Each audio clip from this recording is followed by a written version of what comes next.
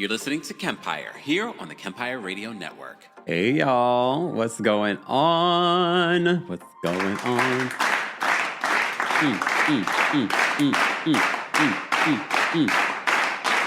Woo! All right. Welcome to our Friday Live. Be sure to let me know if you can hear me, see me, all the good things. We're going to go through a bunch of different things today, from reality television to hot topics and more. Shout out to our King Scars that are already in the live chat. Shout out to already the 50 of you that have liked the video. Shout out to y'all. Hey DJ. DJ says best intro on YouTube. Thank you. I love that. Don Jean, it says woohoo. What's going on? Angel's in the building. Foxy's in the building. Jamaki's in the building. Shout out to our members. Become a member today at TheKempire.com/join. Later on this evening, we will be playing you the last Kempire After Dark live show that we had here in New York City. But don't forget, a week from today, we will be live from New York for the Kempire After Dark, the only live show that we're having with our host, Taria Faizan from the What Else Is Going On podcast, who was just here this past week here on the channel, giving us an update, a boots on the ground when it comes to the Wendy Asefo criminal trial that is coming to Potomac. So stay tuned for that. Well, technically Potomac, but you know what we mean. So be sure to check that out if you missed it. But she is going to bring some exclusive tea to our live show. On March 13th, Friday the 13th. If you haven't already, get your tickets. There is a live stream option for those that can't make it. Or maybe you want to come, but you also want to be able to replay it on, for the weekend. You get to keep the live stream for 1 week after the show. They will be sending you the live stream link a little bit before the show. It tells you on the actual website. So be sure to check that out. Robin says, I purchased my virtual ticket today. Thank you, Robin. We appreciate you. Shout out to everyone that will be watching virtually. I will definitely be giving you guys a shout out during the live show. There is no live chat in the live stream, but you can, again, be a part of the show. It's a very different type of show in comparison to what you see here on YouTube or TikTok or anywhere else. So get your tickets today. All right. Before we get into anything else, let me see where you guys are watching from. If you're part of the replay crew, be sure to let us know and let us know where you're watching from and your thoughts. I will add the timestamps later on today when we get into when I get a moment. All right. Jamaki says, got my live stream yesterday. Thank you, Jamaki. What's going on? OMG, Steph is in the building as well. Happy Friday. Where did the week go? I can't believe we were just talking about a couple of weeks ago or 3 weeks ago that, it's a month away or blah, blah, blah, blah.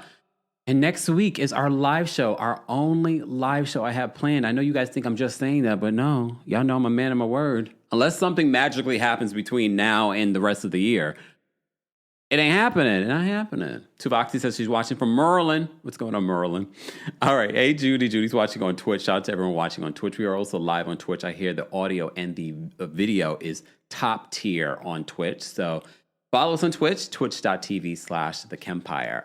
All right. So our Friday Live, for those that don't know it, we cover a variety of different things. I almost did not go live. I know I say that every single week, but sometimes I'm like, there's nothing really to talk about. There's no new shows. We talked about the Valley Persian South season finale last week. We talked about Traitors.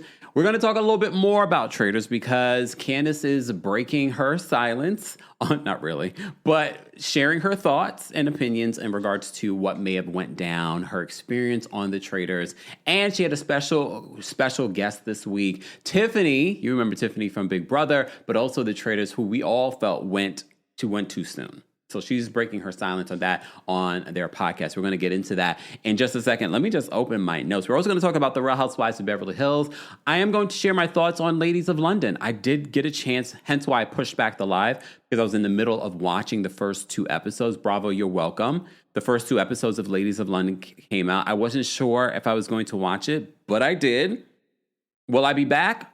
I might be back. So stay tuned, especially if we're doing these Friday Lives. Maybe I'll talk about it here. Okay. Hey, Dr. Jen says, Marilyn, stand up. What's going on, Marilyn?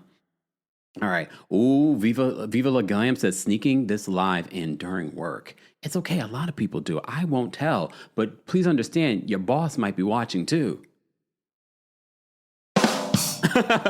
Your boss might be watching too. All right. All right, where do I want to start? Oh, you know what we normally do. Our flunky of the week this week. Oh, flunky of the week this week has to be Kristi Noem.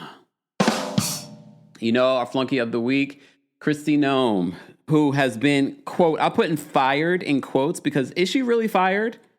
Well, one of my favorite accounts to follow on social media has to be Silent Middle Child. For me, he's my version of ChatGPT or artificial intelligence, even though he's a human being. He had this to say in regards to Kristi Noem and the announcement that she will be stepping down from her position over there at DHS as a secretary to DHS.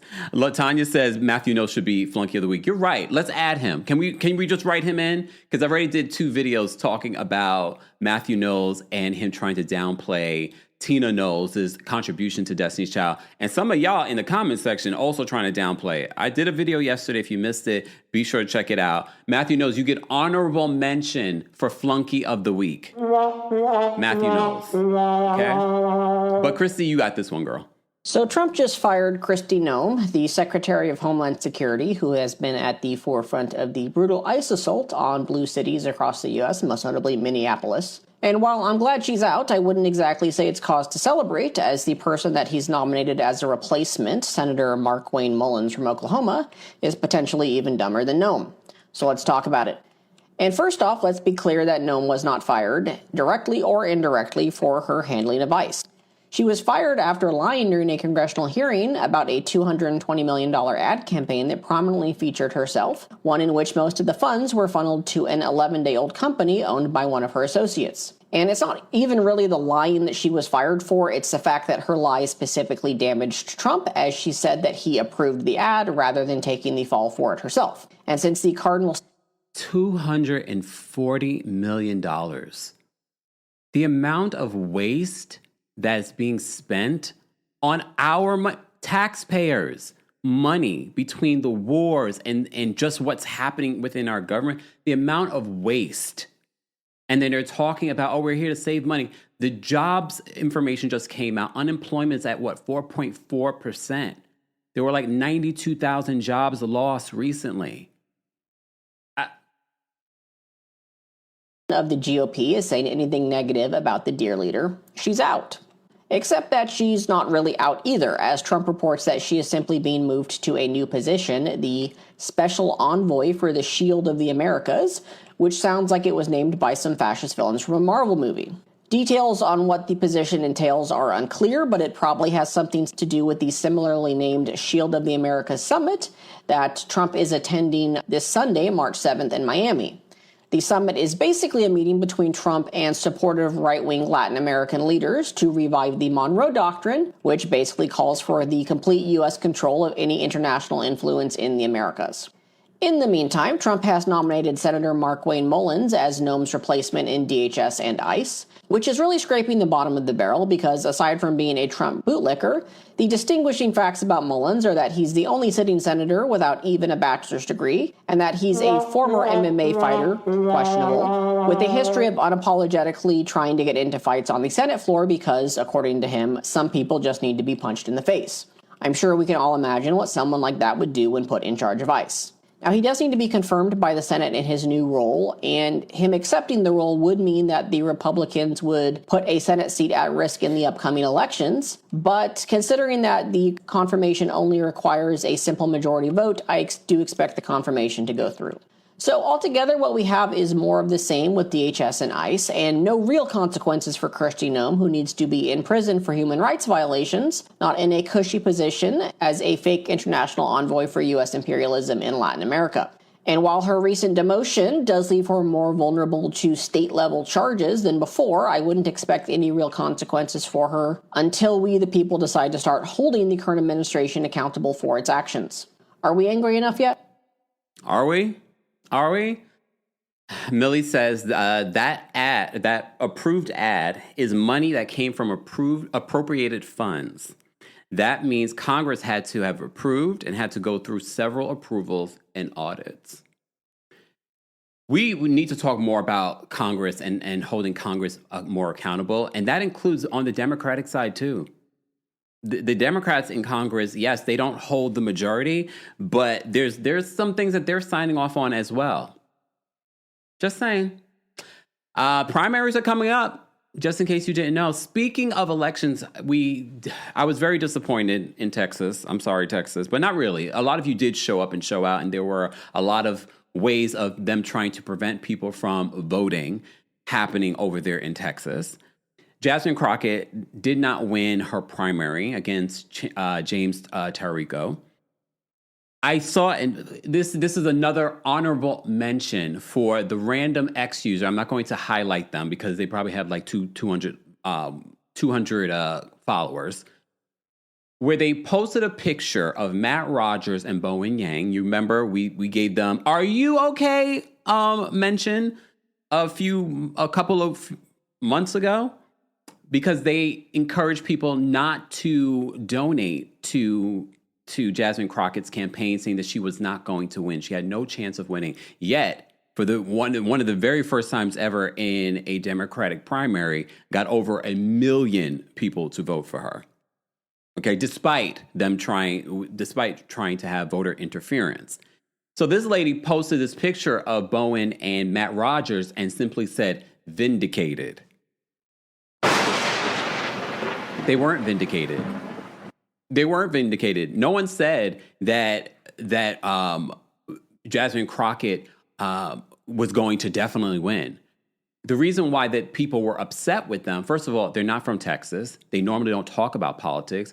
I now really do believe that they were bought and paid and asked to talk about something that they had no idea about. I believe that they were bought in order to randomly mention this guy that no one really was talking about at the time. At least not on that level of, around the country on podcasts, and them of all people. And if you remember the clip, I posted the clip a while back. If you remember the clip, they were like, "Yeah, I don't know. I don't really know a lot about him, but I like him." All they knew that he was white and a man. This is coming from two marginalized people. Don't know a lot about him, but that James Tarico guy. Mind you, that was the first time I ever even heard of James Tarico. That was the very first time. And this is why I really do believe that they were bought. Someone asked them to talk about that on their podcast. Mind you, they rarely talk about politics and things like that. They had no real reason to feel like, yeah, vote for him. Let me just remind you, the last white guy that ran for Senate on the Democratic side, that actually, to the point where I donated to his campaign all the way here in New York because he was so inspirational, was Beto O'Rourke. And even he lost. So this whole narrative that the white guy could only win isn't necessarily true. But if you want to feel like that's vindication, they're dragging her on X right now anyway. So, yeah, all right. Luz says, we flipped from Republicans voting 60% to 49% in the primaries. Democrats showed out, but there was fishy stuff in Dallas, which was Crockett's turf. Yep. And Judy said that he's an undercover Republican. I've heard of that too. So, flunky of the week, honorable mention to the random X user saying that Bowen Yang and Matt Rogers are vindicated. They are not. They can join the flunkies of the week as well. Okay. K-Baby says they were definitely paid off. Yeah, not all money's good money. Just saying. All right, moving on from our flunkies of the week, let's talk about RHONY. Because some of you have been asking me about RHONY. We've been randomly talking about it on TikTok. RHONY's announcement, their new cast has been announced. I know you're probably like, new cast? What? Yes, the new cast has been announced. There's 3 new ladies, and then the 3 from the original reboot has been revealed. Wait, hold on. Let me pull up a clip because I wanted to play a clip from what Andy Cohen said about Miami. I almost see, this is why it takes me. So this is why I always had to push back the live. I was like, wait a minute. There's another part of this story that I want to talk about. There's another part. As I'm doing that, guys, don't forget to like the video. It's easy, free way of supporting not just my channel, but other channels as well. This is our Friday live. I will add timestamps a little bit later on. Let me know if you're excited about this RHONY reboot. Did you also hear what Andy had to say about Real Housewives of Miami? I feel like both are important to mention. So let me just play for you what Andy had to say about the Real Housewives of Miami and why they're not currently filming. Because now people are like, are they put on pause? I have speculation on what I think is happening here. But let me play this for you. Shout out to our friends over at Bravo and Snarkside. Be sure to follow them. I get sometimes clips from them. You know, we cite our sources over here. So we get clips from a variety of different places. So I want to play for you what they got from Radio Andy this week.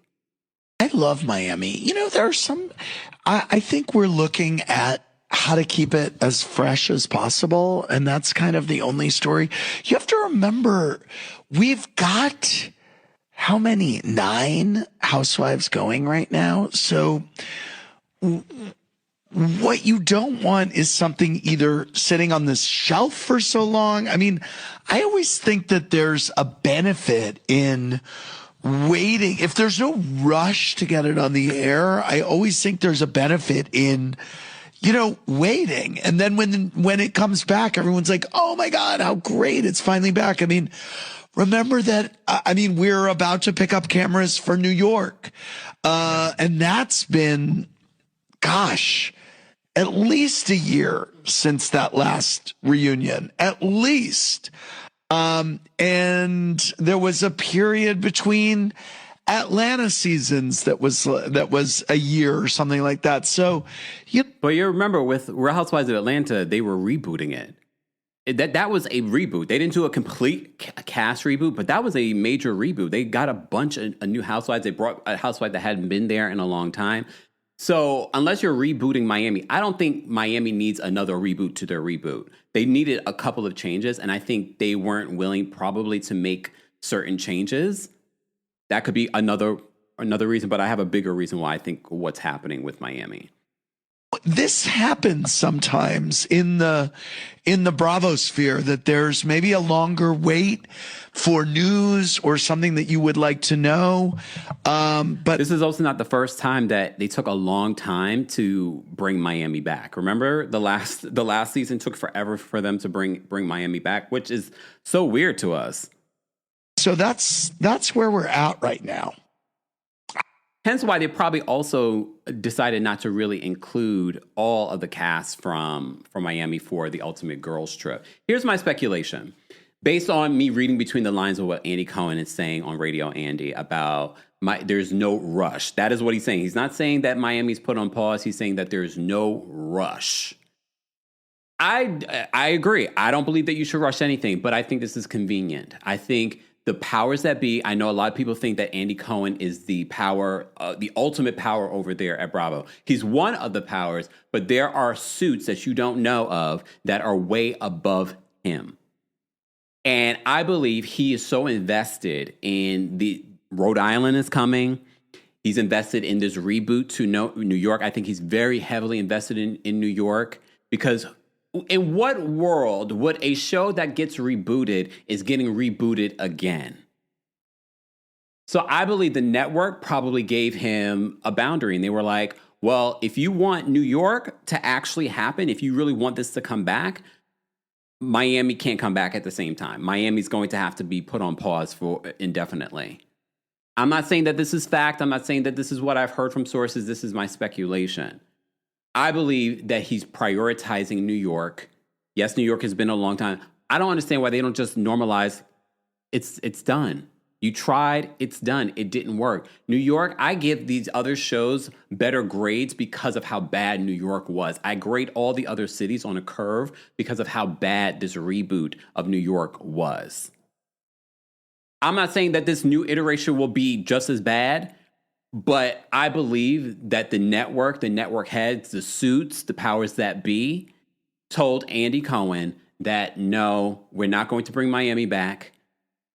Unless we'll bring Miami back, but you have to choose. It's either Miami or New York. Who do you think Andy's going to choose?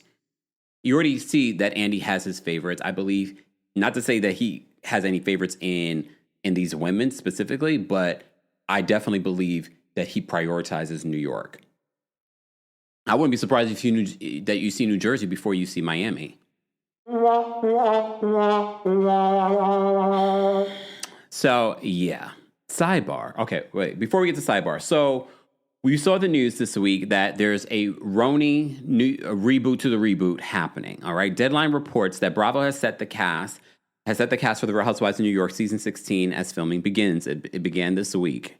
Following a lengthy hiatus and various cast departures, the network has confirmed that Aaron Leachy, Sai Da Silva, and Giselle Tank will return to the reality series for the new season. New additions for season 16 include Haley Glassman, who we need to talk about, Erica Hammond, and Daisy Toy. Returning to the franchise following an 8-year absence is Carol Radziwill, who will join RHONY season 16 as a friend of. Carol took to social media and says, "Look, guys, you manifested this, not me." I've never gotten the hype. I didn't mind Carol for the years that she was on Real Housewives of New York. However, she was never a fave of mine, ever. There isn't a memorable moment from her that I'm like, oh my God, that was so iconic. I always felt like they try to make her seem like the Carrie Bradshaw of Real Housewives of New York, and she was never that for me. She was never that cool. I can appreciate her book. I can appreciate her story. I can appreciate her connection to the Kennedys. I can appreciate that. I can appreciate her career as a journalist, but she's not a reason for me to watch this reboot. Sorry, but that's me, my opinion. You might disagree. That's okay. That's all right. But I do find it interesting since the announcement, if you check under the comment section of Bravo's social media, a lot of people are talking about, isn't she Ghislaine Maxwell's bestie? So for those that didn't know, Carol's mentioned in the Epstein files. She is. I'm not saying that Carol knew anything about what Epstein was doing. I do find it interesting that Ghislaine had a beautiful picture of Carol in her apartment or somewhere. I don't remember. I don't know if it was in the apartment. Was it Epstein? Was it on Epstein Island? Don't quote me. So I had to remind myself, okay, so Carol's name appears in Jeffrey Epstein's personal contact book, his black book. Remember when people used to have a black book? The book contained thousands of contacts, including celebrities, politicians, and business figures. Inclusion indicates someone's contact information existed in Epstein's network, not necessarily that they had a relationship. Okay? Radziwill's name reportedly appears in an email involving entertainment publicist Peggy Segal. And if you look at Peggy's involvement in the Epstein of it all, that's a mess. Segal is known as a Hollywood and New York City society connector who organized events attended by elites.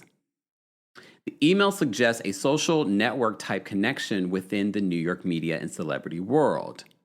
Emails show that Ghislaine Maxwell referenced Radziwill in communications. Maxwell reportedly described Carol as one of her, quote, closest friends in correspondence. Documents indicate that Maxwell had Google alerts tracking news about Carol Radziwill. That's weird. First of all, I don't have Google alerts about myself, never mind someone I know. This suggests that Maxwell followed Radziwill's media coverage and public profile. Outside the files themselves, photos and public records show that Carol and Ghislaine were a part of the same New York City social circle in the early 2000s. Maxwell was even credited in Radziwill's 2005 memoir, What Remains. So reports on the documents emphasize that Carol is not accused of participating in Epstein's crimes. So that's important to note. Her mentions relate primarily to social connections or references in communications. Okay? Carol has said that she knew Maxwell socially in the early 2000s. She had not seen or spoken to Maxwell in nearly 2 decades. My interest would, I really would want to know, like, timelines, because the timeline is important in regards to Jeffrey Epstein and when he was first arrested for PDF behavior. And I also feel like a lot of these rich people know about people and they just don't talk about it in regards to things that they've heard about them. So that is what you're hearing when it comes to Carol and the Epstein files of it all. Okay. Hey, Janelle. Janelle says, due to renewed interest in JFK Jr. and Carolyn Bessette with the FX show, I think that's why Carol is coming back to RHONY. The JFK show has been talked about a lot for 2+ years before it even premiered. I'm still not interested. Because my thing is, if they were such good friends to you, are you going to, mind you, don't forget, do y'all forget some of the things that Carol said about being a part of RHONY and that experience? So don't you find it hypocritical that she would return to the scene of the crime? But that tells you about people and their character. All right. Andy Cohen did also talk about having a meeting with Carol before her deciding to do this. And they recently rekindled their, quote, friendship. Okay. I think Carol probably wants to hawk a book, probably wants to more relevance for whatever reason. I don't know. But here we are. So Carol will be returning. I do want to play this, though, because we could go into who these women are. I really don't care. I know one of them dated the guy from Kate Plus 8. She dated him in her early 20s, right? Yeah. That's all I know. But there is a lady that's a part of this, Haley Glassman, that was accused by a podcaster of body shaming her and trolling her in her DMs. Let me play this clip for you. Hi, okay, I have some tea. I don't know if tea is actually the right word for this, but I saw this post on Dumois talking about how new Real Housewives of New York has started to begin filming. Here are the returning housewives, and here are the new ones. And the new ones, sound a little familiar. Of course, I know my girl Erica Hammond. Great casting. And then I saw the name Haley Glassman. I could not put my finger on why her name sounded so familiar to me, so I went over to her Instagram. I did not recognize her face, nothing. And then I went to our messages, and that's when I realized, I know Haley Glassman. She has been a troll of mine, a deep internet troll since 2017. The first message I ever received from her in 2017. Oh my God, your voice is so annoying, like Janice from Friends. Here's another one. Damn, you were thin. I must have posted an old photo of myself. She's obsessed with my weight, look. Skinny mini now. Looks great, but you gotta own you're on Wegovy. I was on Ozempic. You're an influencer and you should really be honest on your platform about it. When you need any skin tightening, since you definitely lost enough to need it, I'll set you up with a great plastic surgeon. Incredible shrinking woman, thank you. Once you get... First of all, who sends DMs to someone that you don't know like this? Where you want, we'll take care of you for a 30s neck lift. Hashtag Glassman plastic surgery. Not Ben catching strays. Dad bod, LOL. But I think she's also a huge fan because she also has mazel tov when I announced that I was pregnant. Oh, here she is again. My biggest hater, my biggest supporter. Look, happy Mother's Day soon to be mama. And then literally a month later, so weird how you were skinnier pregnant than you were 2 years ago, not pregnant. You're a magician. Congrats, mama. I don't know what barrel Bravo was scraping the bottom of when they casted this person, but it's giving Monica from Salt Lake City. OMG. So the Daily Mail says that RHONY newcomer Haley Glassman swipes back at influencer Claudia Oshry's trolling claims with a searing statement. They said one of the newest stars of the Real Housewives of New York is standing up for herself after becoming embroiled in a controversy soon after her casting was announced. Publicist Haley Glassman has found herself in hot water after influencer Claudia Oshry claimed that the new Bravo celebrity had been, quote, trolling her since 2017. Oshry, also known as Girl with No Job, posted screenshots of messages of Glassman allegedly sent her over the years in which the new reality star commented on her weight and mocked her annoying voice. She has been a troll of mine, like a deep internet troll since 2017, alleged before sharing screenshots of the messages Glassman had sent her, which we just showed you. Now, Glassman is defending herself with the representative, Adrian Schwartz, exclusively telling the Daily Mail the publicist was, quote, not trolling Oshry, but merely engaging with the influencer's provocative content. Scathingly, she stressed that she stood by her criticism of her voice. She still finds her voice annoying. A representative of Glassman exclusively told the Daily Mail, for an influencer who had to apologize for her bullying and racist comments, even losing her podcast for racism, it's unfortunate that she feels the need to attack Ms. Glassman. In 2018, Oshry's podcast, The Morning Breath, was canceled after her past anti-Muslim tweets had surfaced. Also, you got a whole issue too, Claudia.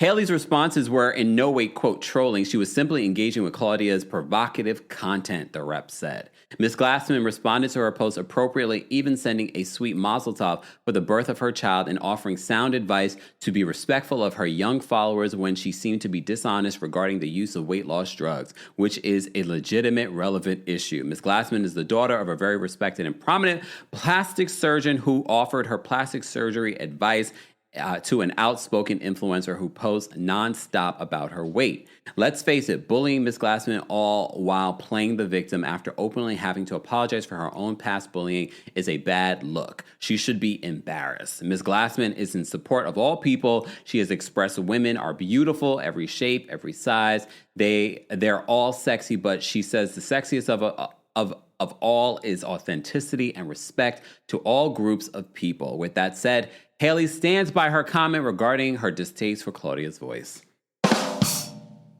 Well, wait a minute. She might be one to watch because she sounds a little problematic. All right. Exactly. Just Chili says, you sure that person doesn't know her? Because that seems personal. Well, Claudia was a public figure, a podcaster, so she, sometimes people feel like they know you if they see your content and things like that. So maybe that's why she was DMing her those things. But that's so interesting. Okay. All right. So there's your update. The RHONY reboot is happening. I can't say that I won't be at least giving it a shot. But I'm not necessarily excited about this RHONY reboot. But, look, we shall see. Guys, today's live is brought to you by our friends over at Factor Meals. I love a good Factor meal. They have so many varieties. They allow me, someone that doesn't love to cook, even though I did do a little cooking this morning. I prefer to do a breakfast, but they also have that too. So technically I didn't even need to do breakfast. I could just pop something in the microwave in 2 minutes and have it. But you know what I really love about Factor is that there are quality ingredients, dietitian approved, somewhere between the first warm weekend and realizing short season is getting close. I already got my shorts on, okay?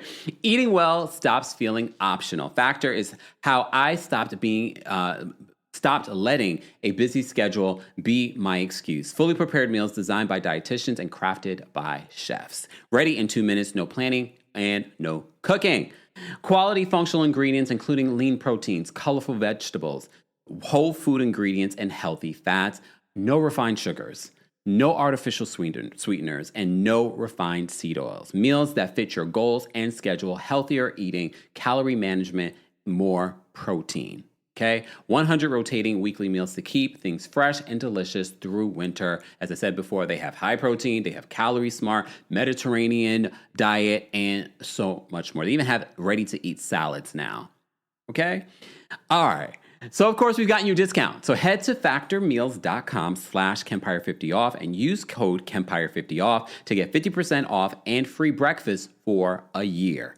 Offer only valid for new Factor customers with code and qualifying auto-renewing subscription purchase. Make healthier eating easy with Factor. Factor Meals, information, and discount will be available in the description. Thank you to Factor for sponsoring today's Friday Live. We appreciate them. We love our friends over at Factor.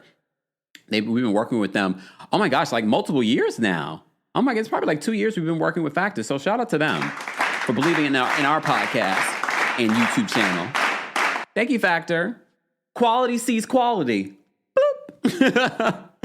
All right. Moving on from there. Where do I want to go next? Okay. Shout out to our King's Guards in the chat. They hold us down. We appreciate them. So be sure to say thank you and hello to them. Shout out to our channel members. I see quite a few members in the chat as well. Hey, members. All right. Where do I want to go next? Let me talk about the ratings that came out this week. So the ratings for the Potomac reunion came out, and the ratings for Married to Medicine came out. And then we can talk about Married to Medicine's reunion looks. So Married to Medicine's latest episode, episode 12, had 593,000 viewers, which is not bad for them. That's very, very good for them. They had a 0.09 in their demo, the 18 to 49 demo, which is ideal for advertisers. Okay, so that wasn't bad for them. Before them, leading into Married to Medicine, the final part of the Potomac reunion, they had 728,000 viewers with a 0.11 in the 18 to 49 demo, which is pretty good for them. It's not their highest ratings, because their highest rating, I still believe, was the Karen Huger season finale with her sit-down, her one-on-one sit-down. But still not bad. This is not bad for Potomac. All right. And if you missed it this week, we did have Taria Faison here on the podcast talking a little bit about what she observed during Wendy and Eddie's status hearing this past week. Their trial is set for May, right around the time that they're going to be filming the new season of Potomac. So I'm sure they're probably figuring those things out now. All right. Let's get to the Married to Medicine reunion looks. Another reason why I was a little tardy for the party. So Married to Medicine's reunion looks all in red. Here's the thing. When I first saw it, I was like, wait, flashback. Are we having another Potomac reunion? Who made these decisions? And I'm not saying that they shouldn't be able to wear the same color, but it just feels like, because they're following each other. It's not like it was earlier in the year. We just had the Potomac reunion and they were all in red. So do they not communicate? But look, we look great in red, okay? I don't know if this is a theme for the Met Gala, but you can see who had the best outfit. Who had the best outfit? Who had the best outfit? Okay, let's take them one by one. Let's start with the newbies. Okay, so this is Brandy's reunion look. You know I like Brandy. I think she's a great addition. I'm looking forward to her coming back. I think her hair looks great. I think makeup looks good. I like the dress. This is sort of like what Jazzy was trying to do. Do you think that she achieved it better? Because maybe it's a little bit more subtle. I don't like the gloves, though. That's the only thing that I don't like about Brandy's outfit here. I don't like the gloves. No, the gloves I don't like. It just feels like a little too much now material. But I do love that we can see the décolleté. I like the earrings. I thought this was pretty. I definitely thought this was pretty. How would you guys rate it from 1 to 10? Not as giving Carmencita. Jamie says, I love Dr. Mimi's look. We're going to get there in a second. Real House Husband says, Happy Friday, Toya. Not Happy Friday to us? Exactly. Billy said the red wedding again. And like we just had it. So it just feels like a lot back to back. Little Miss Sunshine agrees with me. I like the dress. The gloves got to go. Paula says way more subtle. Foxy says it's a bit cute.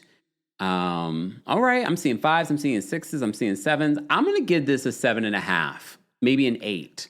I think if we didn't have the gloves, I probably would give it an 8. I'm going to give this a 7.5. This is how I would rate Mimi's look. I like the dress itself. It looks like a bunch of beautiful red flowers on this dress, but everything's like a red, so you see texture. Her hair is long and luxurious. I think she looks great. I think she had a really good first season. If I had to rate her season, I would give her a 10. Okay, so that was Brandy's look. Let's look at our other friend of the show. Okay, Angel Love. Am I surprised that Angel Love looks beautiful? Not at all. I think the dress is pretty. I think she's pretty. But I think I just want more from Angel. I just want more than just being pretty. And we talked about this endlessly this past week during the recap, so I won't beat a dead horse at this particular point. I will say this. I feel like, although everything looks beautiful, I feel like she looks unfinished at the top. And when I say unfinished, it feels like, did she just walk out from just finishing her makeup? Like, I feel like maybe there should be like a jewel in the hair or a necklace or something. I'm not sure. It just feels a little unfinished on the head part, even though I know she's not. But I don't know. I just feel like it just feels a little unfinished. I'm not sure how I feel about the train either. The train seems a little stiff. You know? It just feels a little stiff. But I still think she looks beautiful. I like the pattern of the dress. Okay. Beautiful. How would you guys rate Angel Love's look? I think she looks good. Paula says the gowns. Well, this past week, y'all told me the dress she wore to her event was a freakum dress. So this is an actual gown, right? This is an actual gown. Again, the big thing for me will be seeing it in motion at the reunion. The train feels a little stiff to me, so that, or it could be the picture. But I mean, she's a beautiful woman. She's a beautiful woman. All right. Destiny says I like it.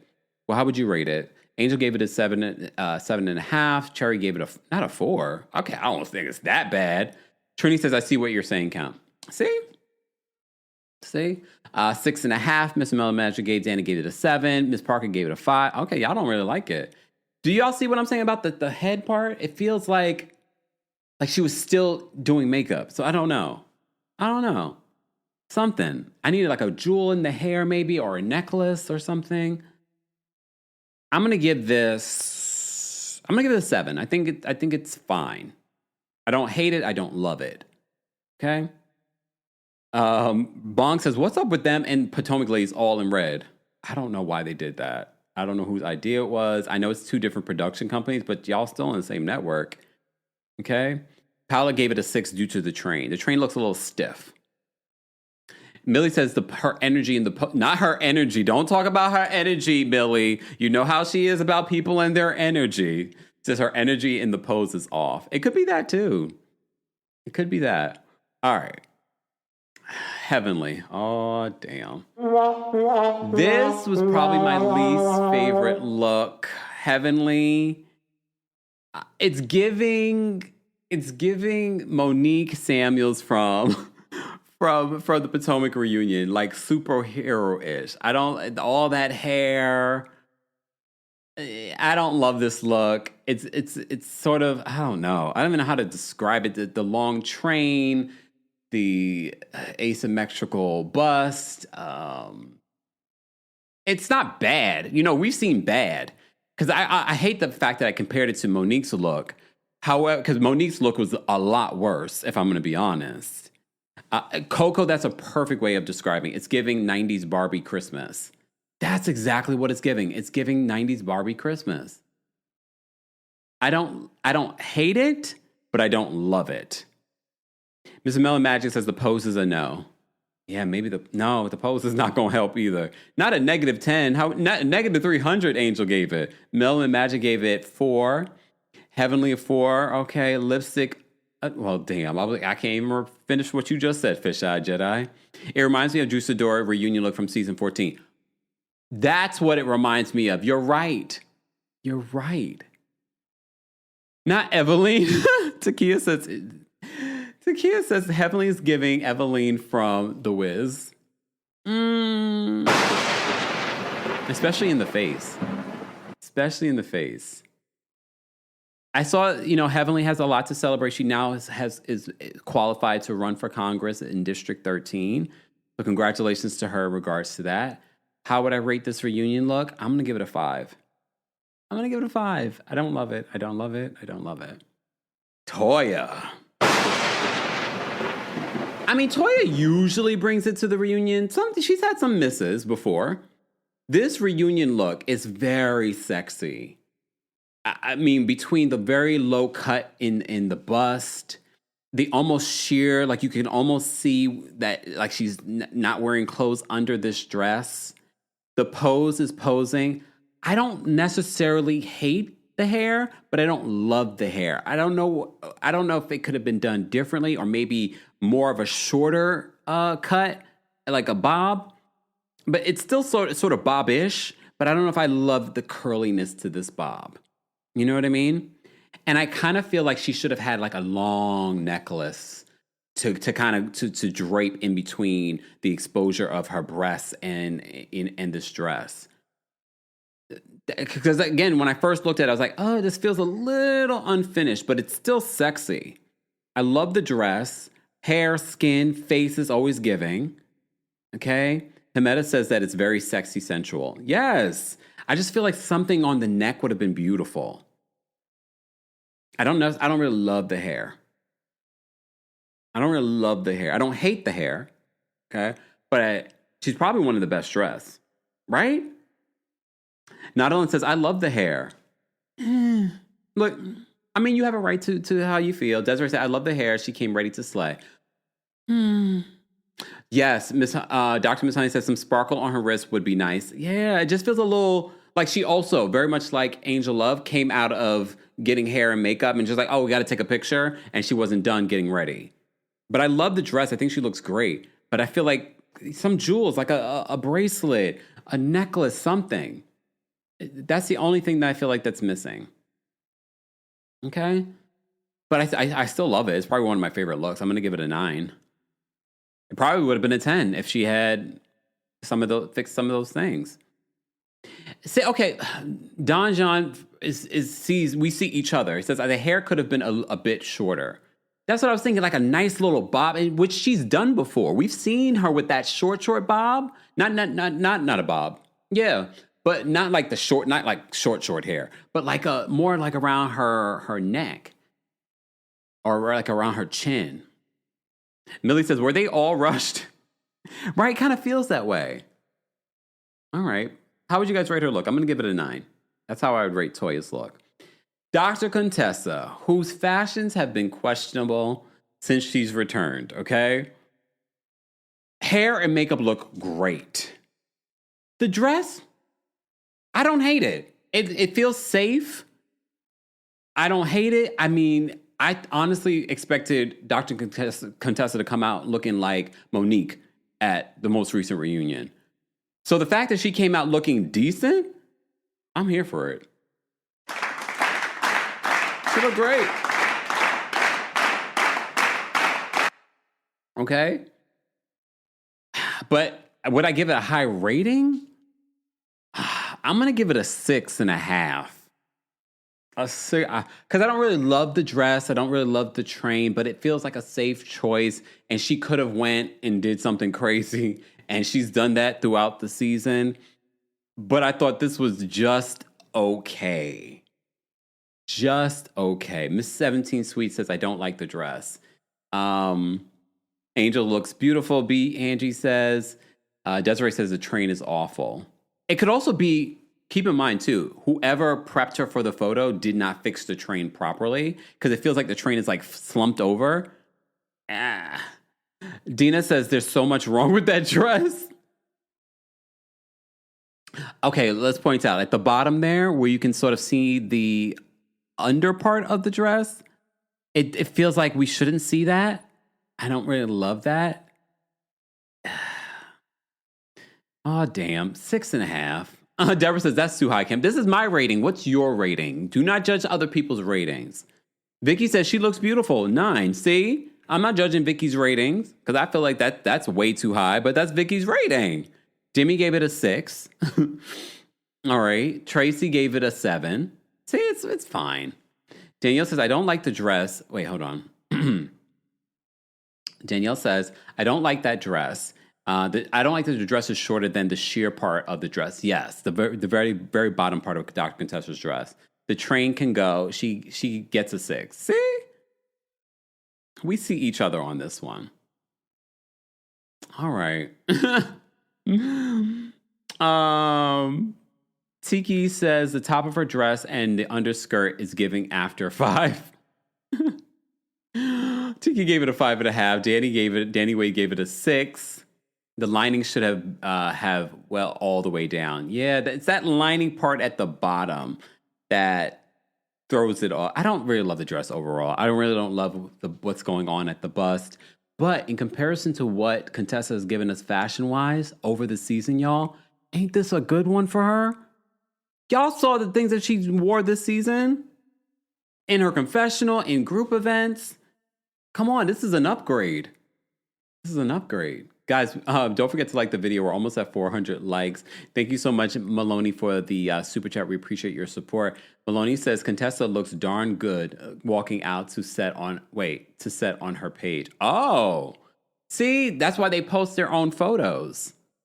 Don't let me go look. Let me go look, because maybe it'll change my mind about Dr. Contessa's look. Where are you, Dr. Contessa? Not Dr. Contessa follows me. Hey, Dr. Contessa. Let me see. Wait, I can't. I don't want to turn the music off. It does look better, y'all. With her walking out, you don't see the part that we're talking about at the bottom. It does look better. Oh, Contessa. Oh, her walking out. Thank you for telling me to go look. It does look better, y'all. Oh, Contessa, I'm sorry. You do look good here. Let me show y'all the video, because you got it. Look, I got to show y'all the video. Give me a second while I do this, because she does look better. Come on. No fair. Who's doing these pictures at the reunion? Y'all set her up. Y'all set her up. Let me show y'all it does look a lot better, y'all. It does look up, and you know, sometimes they do the whole face tuning of it all, and they make their pictures look. No, this is video. This is video that makes her look better. Hold on, y'all. Let me see. I want to turn off this music. There we go. All right. Let me show y'all. Already, doesn't this look good? Doesn't this already look good? Thank you, Maloney, for letting me know. Doesn't this already look good? Come on, hold on. Let me show it to you. I muted it. Look at this. It looks so much better. Didn't I say that how they did her train, they did her dirty? In comparison to what you see here on the right. So for those that are listening to the podcast version, go to our YouTube version so you can see the dress. Let me show you again. Justice for Dr. Contessa's look. Justice. Now that looks gorgeous. Who took this picture? I can't stand Bravo setting y'all up. Wow, that's a long train though, Dr. Contessa. But doesn't it look better? It looks so much better from that angle. Look at that. Look at this. Exactly. KK says the dress looks way better. Foxy says much better. I give her a 5. Wisdom says I give her a 9 now. Me too. No, we got to give her a 10. We got to give her a 10 just off the strength of how they set her up. It's Women in History Month, okay? They set her up. She looks gorgeous. Come on. This is the picture that they should be using. Erica's is proud, finally. Lord, me too. OMG, this looks gorgeous. Lord have mercy. How they do her so dirty like that? Yeah, see, Deborah says, thank you, Deborah. Deborah says, you were right, Kemp. That looks gorgeous. I give it an 8.5. Right? Justice for Dr. Contessa. Who said Scoot took the picture? Someone set her up. Someone that don't like her set her up. Because look at this in comparison to this. The dress looks so much better. I don't know if someone went in and said, girl, we got to pull your dress down. Crystal says, Bravo's sabotaging her. Let me play it one more time. Come on. Look at this. It looks so much better from this angle. I'm so glad she posted this. Dr. Contessa, justice for Dr. Contessa in her reunion look. Now I'm kind of looking like, now I want to see what, did Toya post hers too? Maybe she got jewelry on that we didn't know about. Toya. Let me see. Let me see if Toya posted her pictures. She did. Hold on. No, it's the same. She didn't do anything different. I mean, she still looks great though. She looks great. She did a little face tuning. She did a little face tuning. It's okay, Toy. You're beautiful regardless. Dare I say, y'all, not based off the picture, but based off the video, I gotta give her a 10. She's the best dressed for me. Best dressed for me. All right. Dr. Contessa, a 10. Not based off that picture though. Dr. Jackie. Dr. Jackie, first of all, 60-something-year-old woman. I like the bob. This is the kind of the bob I was talking about that I kind of wish, not necessarily with the part over here, but this is sort of the length or in the straightness of the hair that I wanted to see for Toya. I just feel like Dr. Jackie's is swimming in this fabric. There's way too much fabric, but the leg is legging. This is a 60-something-year-old woman. Arm is arming. She looks great. It just seems like fabric, though. There is no situation to the dress. There is no specialness to the dress. But she looks great. The body is what's going to save the dress for me. Exactly. KK says Jackie's in amazing shape. The dress, though, is just fabric. It's like the curtain that I'm about to hang. Okay? All right. Arjun says 10 for Dr. Jackie. No. 10 for the body. Definitely. I got to get Dr. Jackie because the dress is terrible. The dress is nothing. It's like, the dress is nothing. I'm going to give Dr. Jackie a 7 just because the body is bodying. All right? The body is bodying. The dress, not so much. I like the shoes, though. All right? They kind of remind me of the Wizard of Oz. Dorothy's shoes. All right. Dr. Jackie, I'm going to give you a 7, though. I might up that to an 8 because the body is bodying. Okay? All right. Moving on. For those that are just joining us, this is our Friday Live. We're talking about the Married to Medicine reunion, season 12 reunion looks that were just released before the live. That was Dr. Jackie's look. Dr. Mimi. Dr. Mimi looks like a model. The pose is fierce. For me, if we had side-by-sides, well, I think we can. Hold on. Wait a damn minute. Hold on. Okay. This is what you ordered. Oh, wait, let me put it on this side. Let me move this over here. Okay. Monique. Okay. Dr. Mimi is what you ordered. Monique is what you got in the mail. Monique is what you got in the mail. Okay? This is what you ordered, Dr. Mimi, and this is what you got in the mail. Okay? I think Dr. Mimi looks good. I think the haircut, I think that the look of the hair is perfect for the actual look. From what I can see, is that chromatic underwear that I'm seeing under there to match the chrome that we're seeing on the dress. She's showing leg. Like, Dr. Mimi is given very serious during the season, but this outfit is giving sexy, sensual. I'm here to stay. I hope that she brings that type of energy at the reunion because the look is looking. She looks great. Whoever helped her pose and set her up did a phenomenal job. The styling is great. I love, again, the bob. This is what I kind of wanted to see from Toya in regards to her hair. It's sort of like the straight hair, okay? The sentient sensei says, your unwavering disdain for Monique's dress is everything. I mean, it's hard not to talk about it because it just happened. But what I ordered versus what I got, okay? What I ordered versus what I got. I mean, it's the same material. What I ordered versus what I got. Mimi's pose here is giving everything. Face, hair, makeup. I have to get, this is a 10. This is a 10. Asha says a -1 for the hair. Damn. Well, look, I feel like the hair is so fitting for the look. I mean, she could have pulled her hair back. I don't know. I like it though. I think the bob, the way that it's slicked back, I think this is perfect. Okay, Desiree says it's a no for me. Taco says that the dress isn't doing it for me. Foxy says she could do better. All right, fine. I liked it. Tiki says exactly, it's an outfit. Danielle says I don't like the dress. Dr. Mimi gets a 6. Wow. All right. Kurt says I don't like it. Miss Parker gave it a 9. Angel gave Dr. Mimi a 9. All right. Jamie says Mimi looks fabulous. Wish she had some bangs, though. I like the fact that she's owning that she has a big forehead. I at first I have to say I was like, whoa. But then I'm looking at the outfit. The more that I look at it, Taka says I strongly disagree, but I will view Kemp. It's okay. This is not for us to agree, y'all. You have your opinion. I have mine. Okay. We don't have to agree, but we can all agree that Monique's look is terrible, right?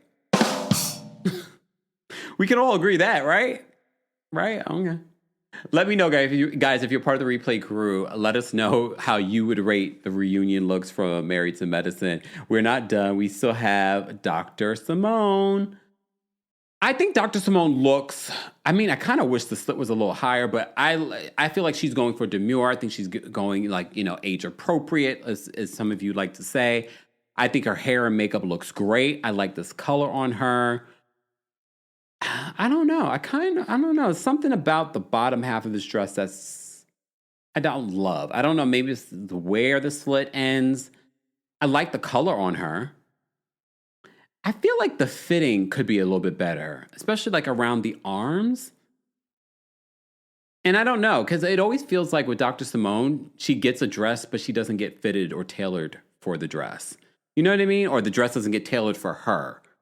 So it wouldn't shock me that she probably just got this off the rack and then she didn't get it altered. You know what I mean? I like the hair, but the dress, although a beautiful dress, it doesn't feel like it's tailored for her. Jamie says the shoes aren't it. Teresa says Dr. Simone, -10. Amina says I don't like the shoulders. 5 says, is it burgundy or black? It's burgundy? It's burgundy? How would you guys rate it, though, from 1 to 10?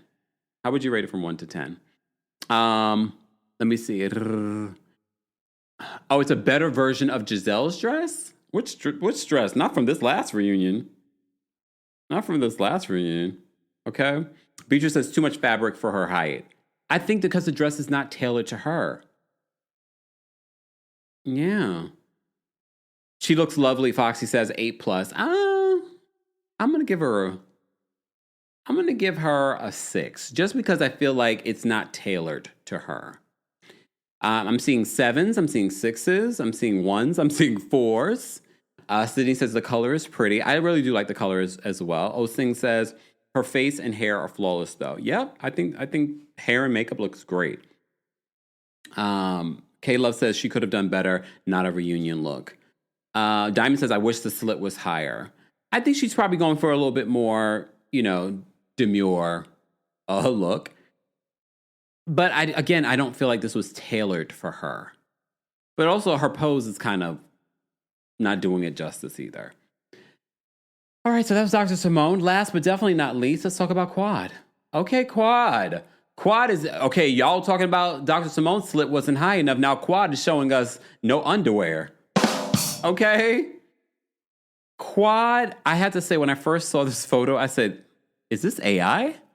Because the face is looking, you know what I mean? Like, it is snatched. Hair is looking perfect. There's not a hair strand out of place. Even the color of the hair seems perfect. Bust is busting. Okay? I think Quad looks great.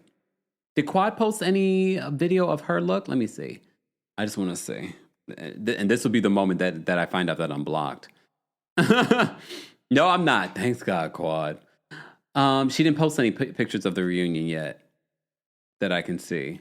So I'm sure she will at some particular point, right? Sure she will. No, she too busy in Ghana. That's probably why. She's too busy in Ghana, y'all. All right. I think Quad looks great, though. I like this. I think she looks so perfect that I'm like, I thought this was AI. I'm going to give her a 9.5. Just because I'm like, I'm not sure if it's not AI. Because hair makeup looks perfect. Skin looks perfect. Dress, I like the dress. It's different. It's a little risque. I like it. I do like it. How would you guys rate it from 1 to 10? This is Quad Webb's look. She's not married to medicine, but she's still here. Nodalyn gave it a 5. Carolina gave it a 10. Nodalyn gave Dr. Simone a 3. Tiki gave it a 9. K-Baby gave it looks good. I gave it an 8. Foxy gave it an 8+. Miss Sharisi says, I wonder if King came to the reunion. I don't know. I don't think so. 2 Foxy says, round it up to a 10, Kempire. Nope. Because I'm still not sure if I want to give it a 9.5. I think she looks great, though. I think she looks great. All right. That's the Married to Medicine reunion looks. How would you guys rate it? All right. Keep liking the video, guys. We're almost at 400 likes. Thank you so much, Maloney, for another super chat. Maloney says, gotta go to her go to her page, please. Whose page? In regards to Dr. Contessa, we already did. Who else? All right. What else? Let's move on. Wait a second. Quad says she's a chef in her bio. All right, just interesting. Okay. Let's move on. Where else do I want to go? Where else do I want to go? We talked about that. Let's talk about Real Housewives of Beverly Hills. I will be adding the timestamps a little bit later on, guys. All right. So stay tuned for that. All right. DJ says better than Potomac's overall. Oh yeah, you're probably right. You think? How would you guys think? You think they were better overall in regards to the red looks? Okay. All right, not be yawning as soon as we start talking about Beverly Hills. Oh, Lord. Not me yawning. All right. So at the very top of the Beverly Hills episode, we see Sutton's living her best life alone with her dogs and her cats. Living her best life. Oh, Dr. Jackie's page? Let me see. Okay, before we move on, let me see what Dr. Jackie, and this will be the moment I find out Dr. Jackie blocked me. Nope, she didn't. Thank you, Dr. Jackie. You get it. All right. Okay, this does look a little bit better because she added the fur coat. I mean, the body is bodying. Okay, let me show y'all the fur coat. But this is not what we're going to see at the reunion. We're only going to see her in the curtain. Just saying. All right. Let me show y'all Dr. Jackie. Hold on, y'all. So this is Dr. Jackie's look with the fur coat. With the fur coat, it's better, but you still have that drape of a dress under it. But the body is bodying. This is a 60-something-year-old woman. She looks amazing. Okay. All right. There you go, Dr. Jackie. You're welcome. It didn't shift my opinion like Dr. Contessa's look did. Just saying. Okay. Did she have her cat sweater on? I don't remember now. I don't remember what Sutton had on. Let's talk about Real Housewives of Beverly Hills, though.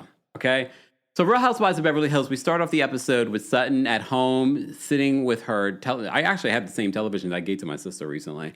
That little mobile television. I thought I would use it like when I'm on my terrace or something, but I never did, so I gave it to my sister. So she's at home with her dogs and her cats living her best life alone.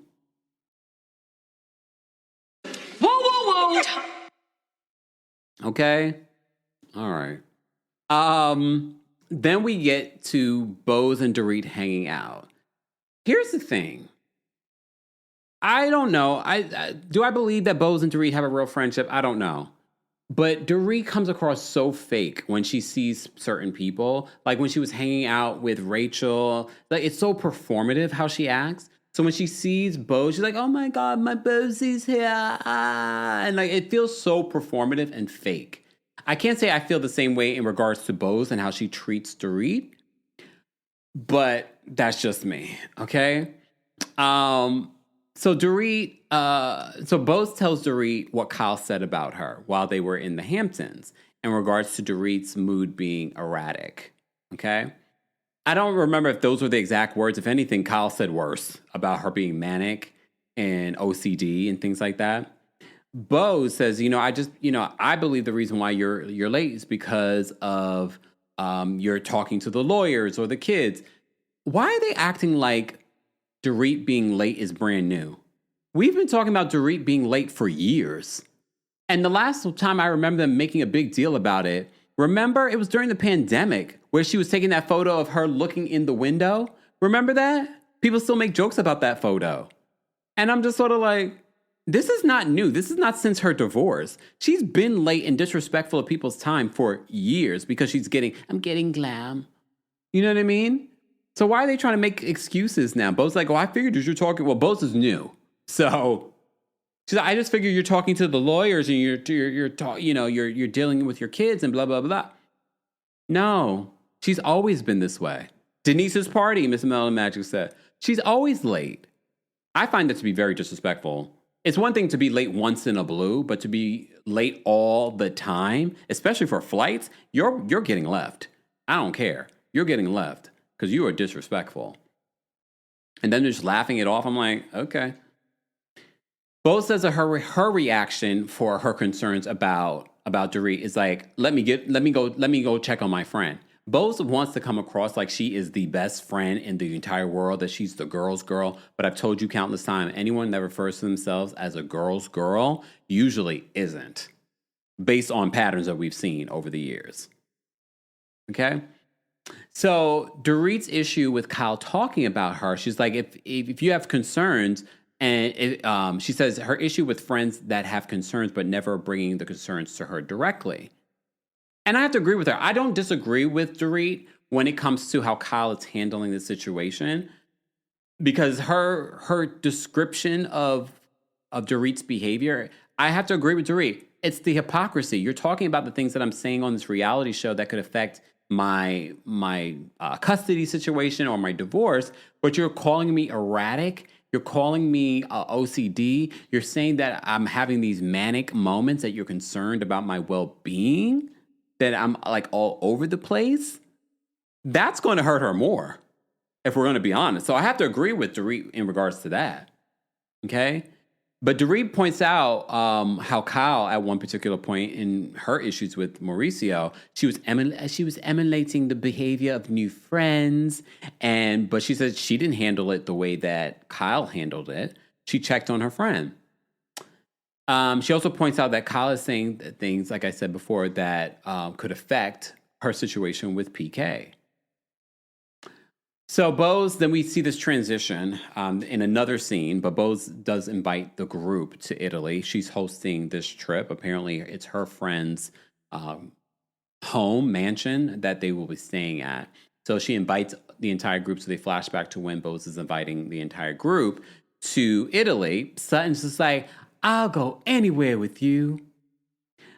Y'all, I can't with the fakery, and I get it. In Beverly Hills, there is always fakery, but it's so obvious this season. Y'all don't like Sutton, and Sutton don't like them, but she wants to stay on this show, so she's playing nice because she doesn't have anyone that will have her back. Period. She's like, I'll go anywhere with you. Mm-hmm. You probably said that to Garcelle, too. All right? Dorit reveals that she spent nearly a decade in Italy. So, of course, cue the Italian accent and the Italian language. Okay. In a separate scene, we have Kyle and Amanda meeting up for coffee. And I will say this. I feel like the tides are turning when it comes to how people feel about Amanda. People are getting on our train, y'all. I feel like Amanda's great reality television. Would I personally want to be friends with someone like Amanda? No. Do I think she's nouveau riche, meaning new money? Yes. But I think she handled herself. When we talk about people coming on Watch What Happens Live and being a newbie and handling themselves, she has handled, in comparison to some of these other ladies on other cities, but like Bose on Watch What Happens Live, Bose doesn't handle herself in a way that to me that's interesting or makes people like, yes, Bose is so interesting. Or we talked about Sweet Tea when she went on Watch What Happens Live. Or even the recent people. I feel like Amanda really handled herself and was unbothered by some of the criticisms that people, including this cast, have had about her. And I was just like, okay, Amanda, I was impressed. I just watched it today. I only saw clips last week when we recapped Real Housewives of Beverly Hills, but I did get to see it today. I was impressed with how she handled it. Desiree says, I don't care for Amanda. I think Amanda's good reality television. And I think everybody coming up against her is going to turn people around. Okay, Deja says, who likes Amanda? Come here now. People are turning. The tides are turning in Amanda's favor. Okay? Then Amanda says that she gets 3 facials a day. And Kyle's like, not 3 facials a day. Can you imagine? 3 facials a month. Well, I'm about to go get my second facial for the month. But I have a live show on Friday. Yes, next Friday.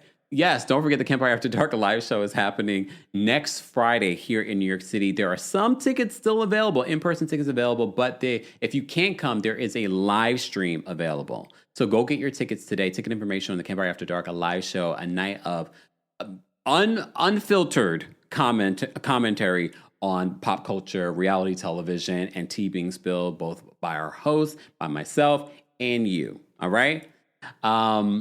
Just Chilling says, another Stacey, the way that they're treating her. ARF says, didn't Amanda call Bose a mail-in-order bride? No. RF, did you just make that up? That's what Dorit said to Crystal. Logis says, Amanda is great. Okay?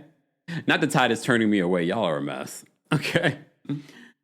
No, the people do not like Amanda the way that they like Stacey. Dina says, I don't think people will like Amanda the way that we like Stacey. Amanda has evil in her eyes. No, that is her way of seducing you to come into her cult. Okay? Just Chilling, thank you. The live stream only, $19 for a week is not bad. Thank you. Yes. Be sure to check that out. Okay? All right. So Kyle and Amanda have a conversation. We find out that she gets 3 facials a month, which I think that's excessive, especially because she says she gets the works. I do 1 facial a month, but like I said, I'm going to have my 2nd facial within a month because I have a live show. I have an event, okay? I mean, based off what I see of Amanda's skin, not to say that she has bad skin, I couldn't tell that she gets 3 facials a month, okay? But maybe she needs it. I don't know. Miss Brooklyn Diamond says, haven't watched this season, haven't missed it. Well, damn. All right, fine. Well, fine then. OMG says, I wish I could afford doing that. See, that's the thing. I think some of what Amanda's doing is playing into what she thinks a Beverly Hills housewife is, based on Watch What Happens Live. If you guys saw what she said there, she's like, people complaining about her bragging. She's like, I thought that's what we do on this show. So I think that's what she's leaning into. So Amanda talks about how people were at her manifestation party, and she said Bowles was just drawing on it. She's like, they really didn't show up for it, which I have to agree. Like, I don't know why these women are acting like they're in California. You're not sitting there acting like you never heard of manifestation, that you're not into it. I think they just all wanted to have a problem with Amanda. I will give Erica Jane credit. She was like the only one that was fully engaged. So, yeah. Kyle says that Dorit had glam at 2 a.m. for a 5 a.m. flight, and she was almost late for the flight. Okay? And she claims that this is a new side of Dorit, and that's why I was like, no, it's not. Dorit has always been late, and you've been complaining about Dorit being late since way before the pandemic. So I don't know why they're trying to act like this is new erratic behavior. But I also don't understand, first of all, where's this money coming from, Dorit? I know you get paid on the show, but I also know how much they pay you, how much money Bravo gives you for glam. It's not a lot. And you're getting glam at 2 a.m.? 2 a.m.? You know what you could have done? Pull your hair back, wear some shades. I don't understand why you needed glam at 2 a.m. Exactly. Mr. Mellon asking, with what money? I don't know. Maybe the same credit card that she used in the Hamptons. Okay. Exactly. OMG Steph says, I live in Los Angeles and all that woo-woo stuff is popular. People have life coaches, etc. That's why I'm not shocked. Like, I know the culture over there in LA. I don't live in LA, but I know the culture. That's why I'm like, why y'all acting? Y'all just don't like Amanda. And I think that's why I'm sort of like, yeah, I get why people might not like Amanda, but this cast, they need a villain. And they're making her their villain and her their focal point. Exactly. Millie says, this is the same vain and late Dorit. Cherry says that she can do her own makeup. That's the one thing I have to give Kyle credit for. Kyle is probably one of the richest women on this show, but Kyle doesn't get glam. She doesn't do any of that stuff. I don't mind the glam of it all. I get it, but it doesn't always have to be a thing where you have to have glam at 2 a.m. Kyle is able to do her own makeup. She always does her own makeup on these trips. Kyle probably has way more money. No, not probably. She has more money than Dorit. She has more money than the Erica Jane. She has more money than, who else is on this cast? I think she even has more money than Sutton. So I don't know. But that's a Capricorn in Kyle. But all right. Boom Shakalaka says Erica's the only one that needs money manifestation. Laughing out loud. What kind of financial manifestation does Kathy, Bose, and Sutton? Was she there? Need. Well, manifestation is not just about manifesting money. Just saying. You could want. I know Sutton wants to manifest a man.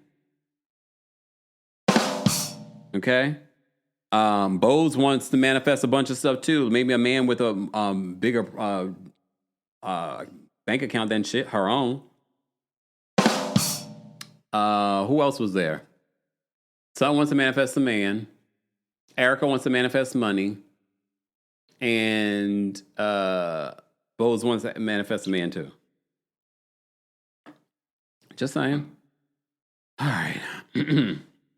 All right, moving on, guys. As I'm doing this, do not forget to like the video. It's easy, free way of supporting the channel. If you're listening to this on the podcast, don't forget to give us a 5-star review on Apple Podcasts and on Spotify. Thank you to everyone that's already given us a 5-star review on those platforms. We appreciate you. And if you're not following us on the podcast, you should, because I just dropped a special Hot Topics episode on the podcast where I give you a summation of some of the hot topics from this past week. You can also hear our conversation with Taria Faizan about what happened inside the courtroom of Wendy's case this week. So you can hear that on the podcast as well.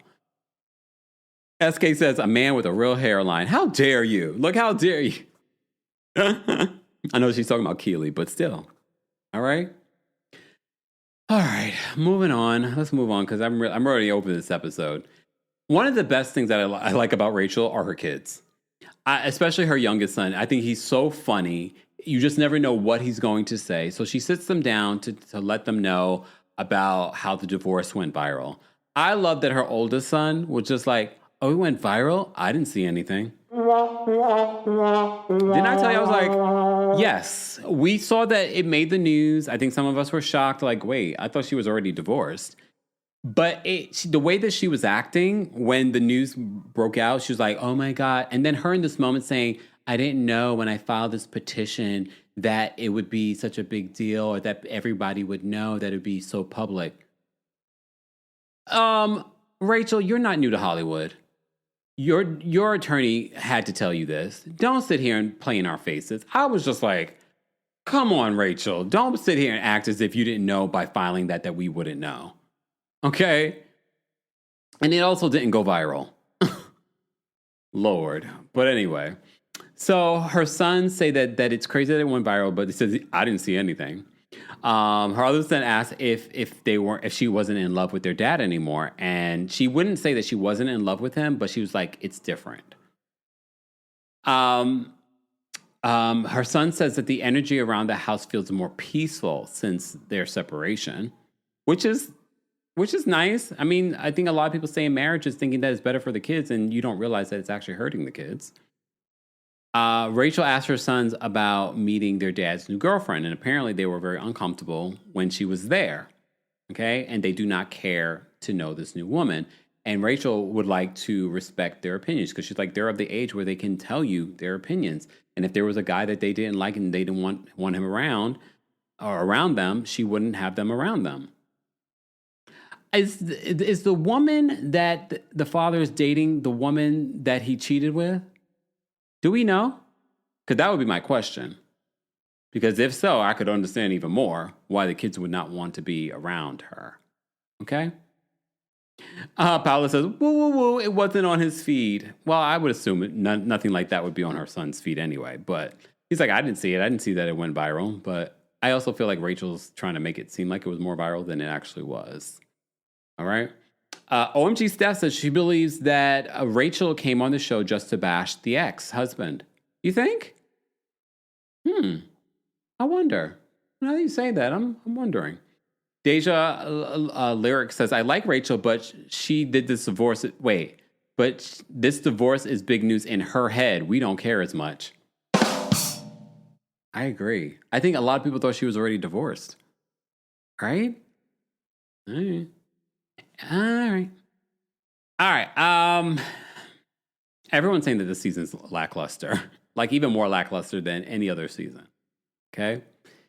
Paula says Rachel called Andy to be on the show to bash her ex. Ooh, Lord have mercy. All right.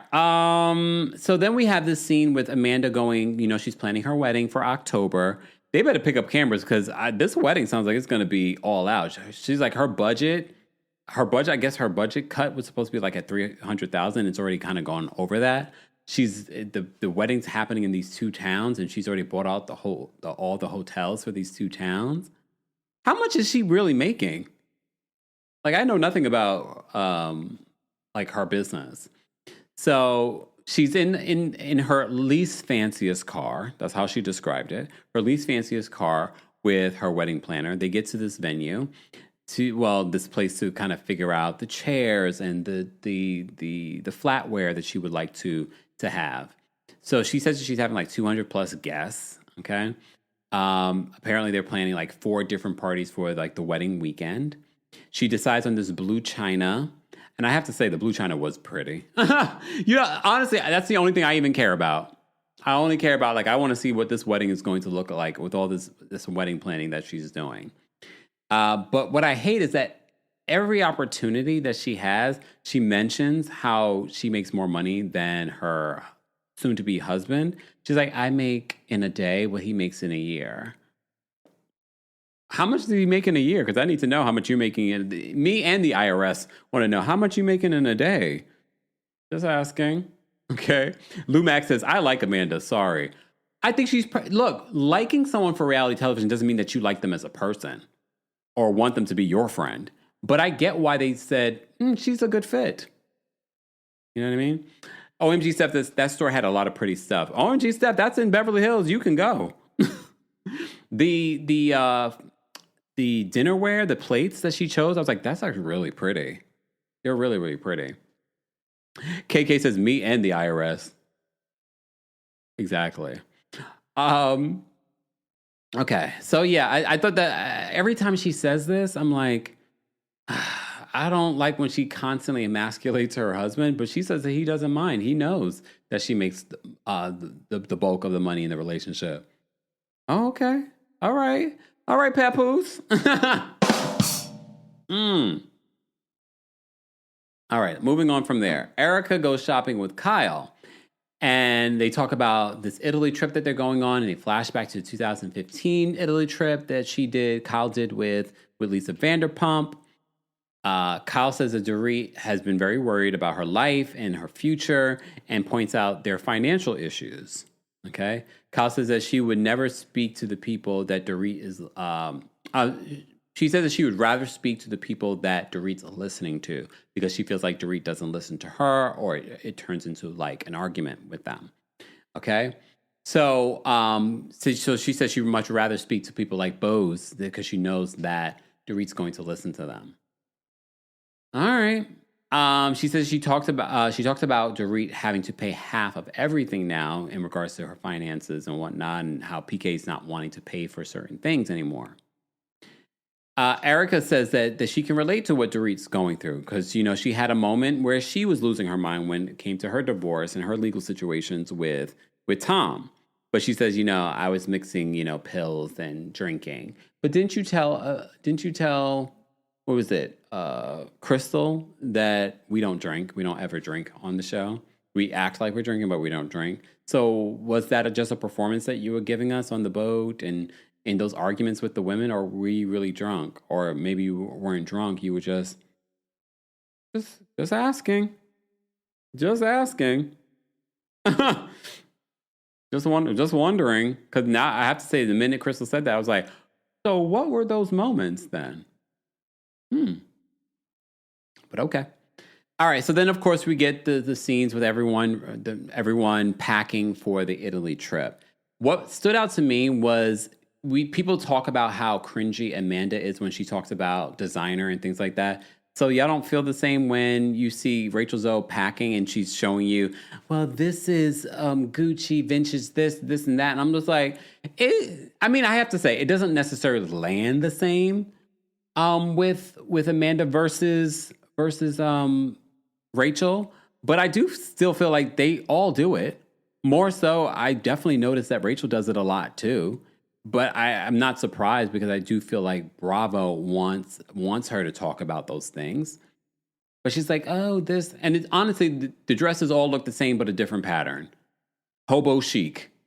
I don't think Rachel is that. Maybe she's better. You know, there's a lot of stylists that are able to style people better than themselves. I don't like it. I don't like it. SK says Rachel's a stylist, so it feels more on brand for her. Maybe. I still kind of like, I don't need to know everything. I don't need all the name dropping when you're packing. You know what I mean? But fine. Riz says, no, because Rachel's a stylist. Okay. Still tacky, though. And when I'm saying tacky, not the fact that she's mentioning it, tacky that she dresses tacky, in my opinion. I think she dresses really, really tacky, but that's me. Okay? That's me. All right. Moving on from there. Women, they're all traveling in separate groups. Okay? They're traveling in separate groups. Sutton volunteers to room with Amanda. And she says, because I'm nice. No, I think, first of all, this was a 9-bedroom mansion. None of them needed to share a room. Okay? I believe this is production. I believe this is Sutton's way of, because she knew that maybe they were going to have someone do that. And they don't do this on Beverly Hills in regards to fighting over rooms. I think her volunteering to help Amanda with the group is just Sutton's way of playing up, oh, I'm the mediator this season. But I feel like this was a scheme that Todd set up for Sutton to come to us with the BS. The minute she said it, and then the minute when we get to the actual mansion, it's just like, there's 9 bedrooms. No one needs to share a room. No one needs to share a room. So why are we sharing rooms? Okay?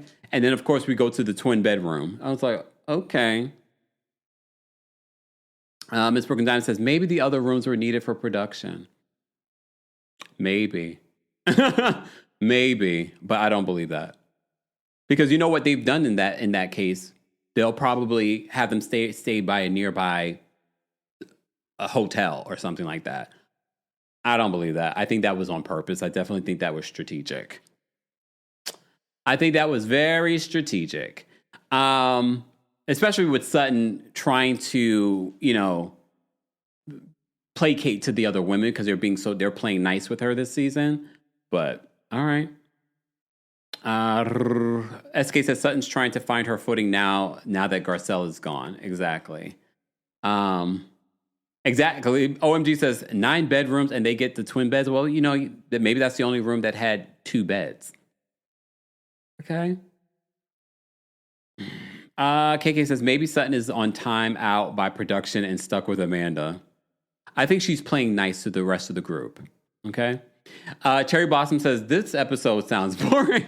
I'm bored talking about it. So they get a tour of this beautiful mansion. It's beautiful. We love decor. So if you want to see the decor, go check it out. I think it was a beautiful mansion. This is apparently Bose's friend. And she's like, I kind of wish I came here without these broads. She's like, if I had known it looked so good, I would have come on my own a long time ago. Okay. Nelly says producers producing the drama. Bria Lynn says, I'm with you on that, Kemp. Had an old friend that was always late and no one in our friend group, but no one in our friend group but me confronted her about that. Yeah, I don't like that. I think that's so disrespectful. It's one thing, it's once in a blue, but constantly late? Stop. Natalie's there, but not there. It's like, and it could be just the edit, but it's like, okay, why is Natalie here? If anything, y'all could have kept Natalie at home so that Sutton could get her own room. Okay? But okay, we're going to wait. We're going to wait to see if finally we get something from Natalie. But it's been how many episodes since we were introduced to Natalie? And it's just like, okay. Ms. Melmeasure says, let's move on, friend, if you were bored. Well, I'm almost done. They arrive in Italy. They get a tour of the beautiful mansion. It's gorgeous. The women are arriving in different groups, okay? We get to see Bose's primary suite. gorgeous.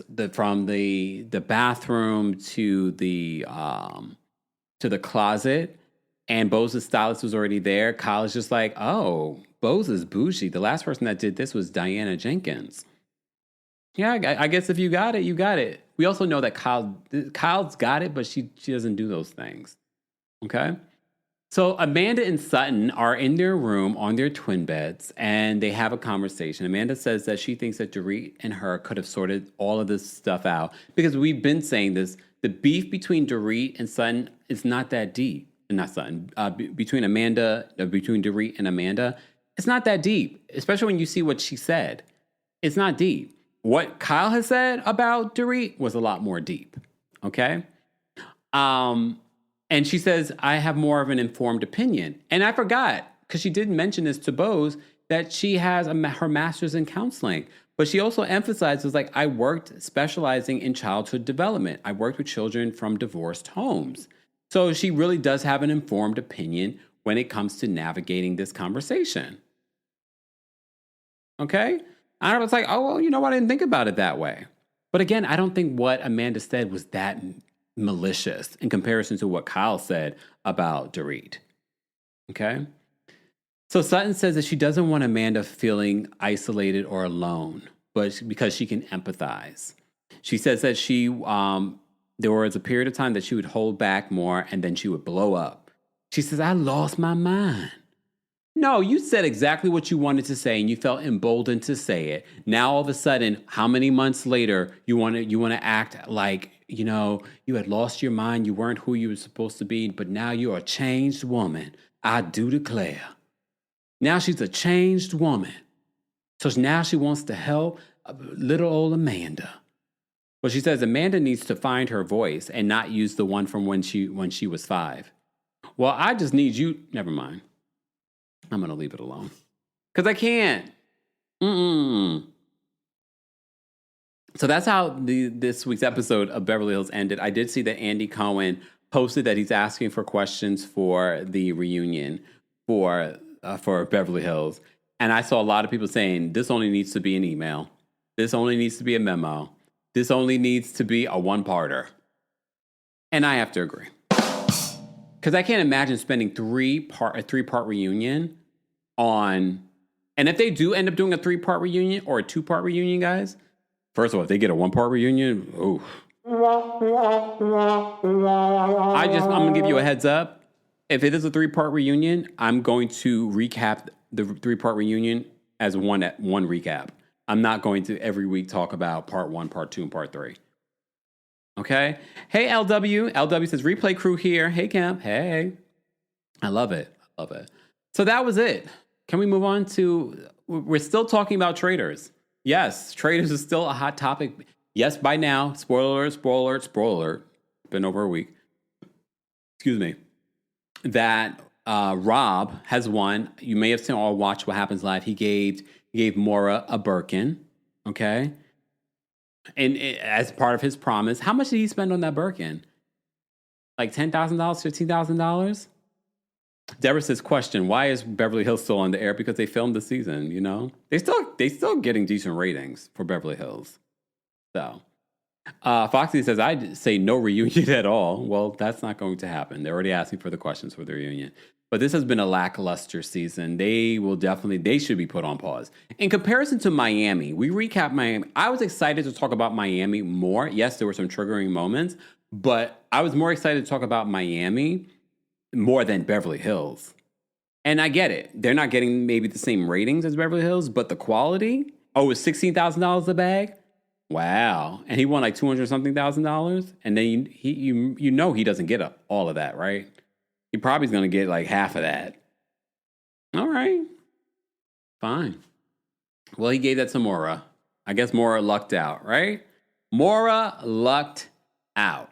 Let's talk about Traitors, okay? So Candiace, as you know, has her own podcast, Undomesticated. And she talked a little bit about her experience before having Tiffany on. Because remember I said when we recapped the reunion, I was like, we didn't even talk about Tiffany and her exit. We barely got any Tiffany during the reunion. So I'm glad that Candiace had Tiffany on her podcast.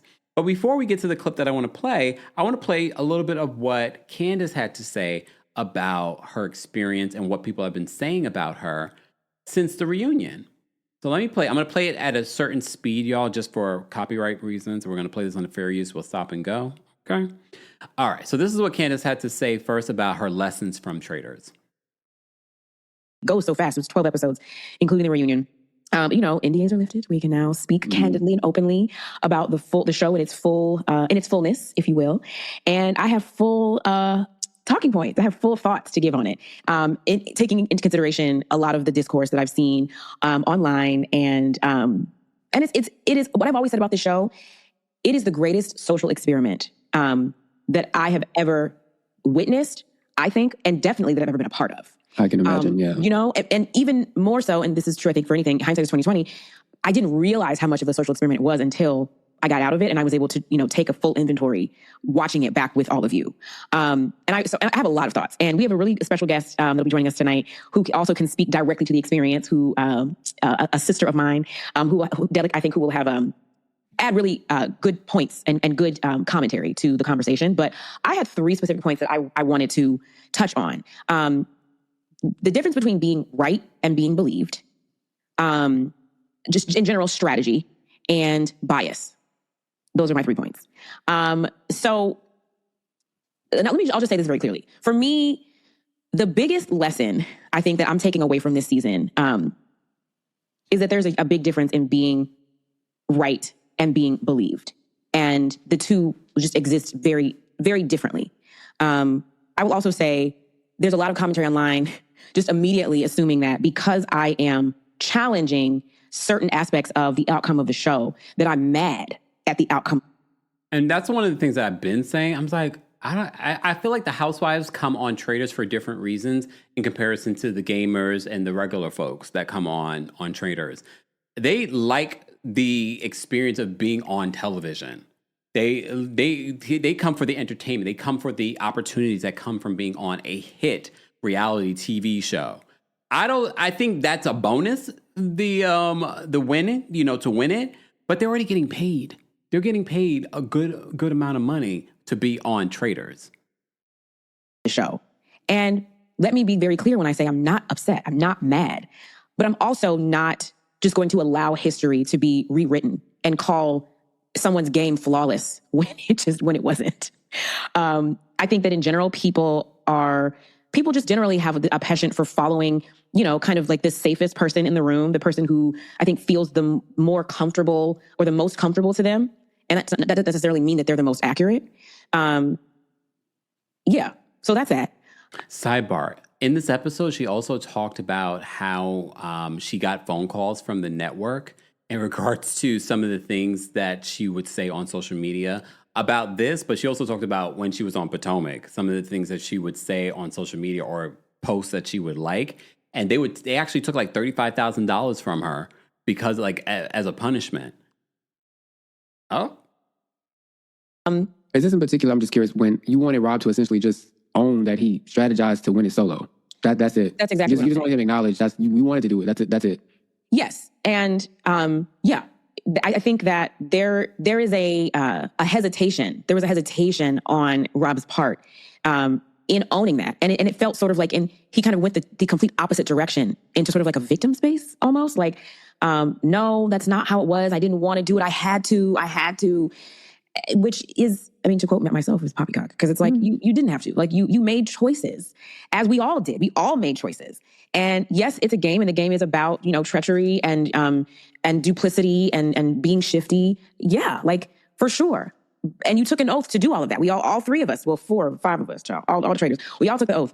So, own that was the way that you played the game. This idea that, I didn't want to and I had to. And okay, yes, but you did do what you did. And it was shifty and duplicitous and backhanded in the name of the game. So just say, that's what I did. And instead of doing that, there's this other narrative that I think is being put out. And I think it's weird. And that just goes into my second point of, being charming does not equal flawless gameplay. It does not equal flawless strategy. Winning does not automatically make you flawless. It means that the social environment worked in your favor. And I think that goes back to the social experiment of it all. Like the fact that this game really is like a lesson in modern day society and who we decide to put our trust in and who we decide. And that's part of the reason what I love about reality television. That's part of what I really do love about watching some of this all play out. Sidebar, we didn't even get a chance to talk about Ladies of London. I'll talk about that after this. To, cast out or believe who we decide to believe versus who we don't believe. Being charming does not make you smart. It just makes you charming. And it also kind of serves, I think, as a shield. And that also worked for Rob. He did a really good job. Did y'all think that Rob was actually charming? Look, we weren't there, but based on what we saw, I don't think that Rob was really charming. He was quiet, I guess good to look at to some of those folks. I don't think he was charming. Millie says Rob wasn't strategic. I also don't think he was strategic. They let Kristen, from Top Chef, she was just like, that sweet boy could not be a traitor. Madam, this is a game. Of letting everyone else sort of carry the narrative, so he didn't have to do that publicly. And generally speaking, he was protected by the entire room, save like myself and Tiffany, who is our guest tonight. And I think it was so funny in the reunion, you hear her say at one point, I think Lisa's like, yes, we were all, just enamored with Rob. And she was like, I wasn't. I screamed. And then at one point, prior to that, when it was just the Traitors out on the set, someone, I forget who it was, maybe Andy, Donna said something similar. Like, we were all charmed by Rob. We all loved Rob. And I was like, mine is Candiace. And I think there's a vilification happening there because I'm not, to quote myself again, drinking his bathwater. It means that I somehow like hate him or that I am angry that he won, that I'm a sore loser. I've seen that a lot. And I'm just kind of like, I'm cackling at how far left a lot of people are taking this. Like, two things can be true. Like, I can congratulate Rob on his win. I do. And I'll say it again for those who, don't put congratulations, Rob, you won. And still also be critical of his gameplay and of his general behavior and persona on the show and post-show. Those things can both exist. When you say post-show, what do you mean specifically? So I'll just say, when I was doing a lot of my press, I was redirected in some of my press based on feelings that people had about what I was saying in my press. Got you. Which is, for me, par for the course. I think my entire unscripted life, which is almost a decade, I have been censored or some version of being censored. And don't get me wrong, I did, because remember those early years of Candiace, I was not a big fan at all. Okay? Because some of the things that she would say on social media. And I'm just, at this point, I'm just like, okay, sure. Like, I would get a call every week from my executive, who I'm still very close to, saying like, that tweet was a little harsh. Can you maybe take that down? Like, I'm used to it. And I also say too, shout out to Lisa Rinna, whose book is out. What is it called? You better believe I'm going to talk about it. Her book is out now, and she has done a really great press run. And one of the things that she talked about in the book that made like the headlines was that she was fined $50,000 by NBC for breach of contract, essentially saying things online that go against your contract. And I remember I texted her and I was like, I feel really seen. I feel really seen by that. I always kind of felt like I was alone in that. I too have been fined, not quite 50, maybe somewhere around 30, 35K. Who are you fined for? There are rules, Michael. There are rules that come into play when it matters. That essentially I would like things. There was definitely a PA or a paralegal or somebody in business affairs whose job it was just to watch my Twitter. And this was back when you could, this was back when you could see people's likes. And I would like shit. If something sat well in my spirit, boop, as Michael was saying, like. I can see it now. I was liking left, right, and center because letting the people know. That shit is true. And that went against the rules. And other thing, and I would say things, and you've all seen some of the stuff I've said like that, but it was mostly like me affirming things that were being said. It wasn't always what I would say. It was more so I would get in trouble for, you're a polarizing figure, and when you stoke the flames, it riles up the fan base, and we just need you to calm it down. And then after a while they were just like, okay, well, we just gonna take, and they wouldn't even tell me. I would just get my money and they'd be like, just like a little shop, and then I'd call and go, yeah, we took some of it. Oh, thanks for telling me. So yeah. I felt really seen by that because, I don't know that I know any other housewives that have, I'm sure there are. When I think about the other controversial house, I'm sure there are, but it's just never been discussed publicly. It just felt like a scarlet letter on your chest. So that was nice. But yeah, I'm used to that. But that's what I mean when I say post-show. Yes, there was some of that where, discomfort was afoot. And, I was asked not to use certain adjectives to describe. Not certain adjectives. Stupid 2061 says, Rob was a good player and a convincing traitor. Not great, but his win was deserved. I don't think I wouldn't attack Rob and his gameplay in regards to it, because at the end of the day, he won because these faithfuls were less than smart. Okay? Because there were opportunities for these faithfuls to catch on. Some of them caught on too late, and then you saw what happened with Maura. So then there's that. All right. Cool. Not just everybody's. Anyway. Okay. So my third point, and then because I want you to get in, and I want us to get to our homegirl. How do I say this?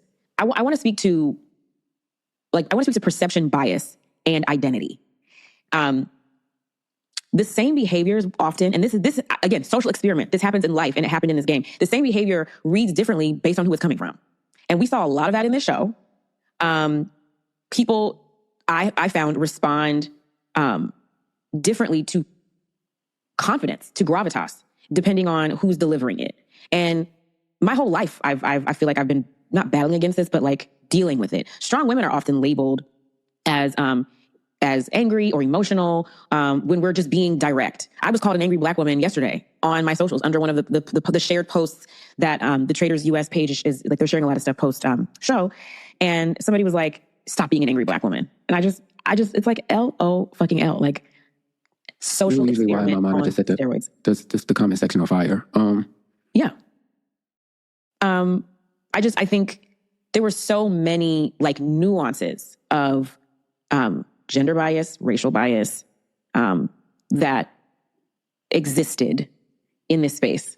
And it's just interesting. And then I also want to touch on, once again, my banishment. And I stand on this, that the way that I went out was intentional. It was not at all emotional. And this idea that I was so angry and I That's the thing. If you know Candiace, you know when Candiace is emotional. I don't feel like her decision on how she went out, I think she kind of knew the writing was on the walls the minute her name was out there. Horrible game because my votes for Rob were emotional. When we saw a lot of emotion coming from others on the show, but it was framed like, oh, that's strategic. Oh boy, that's great gameplay. Oh my God.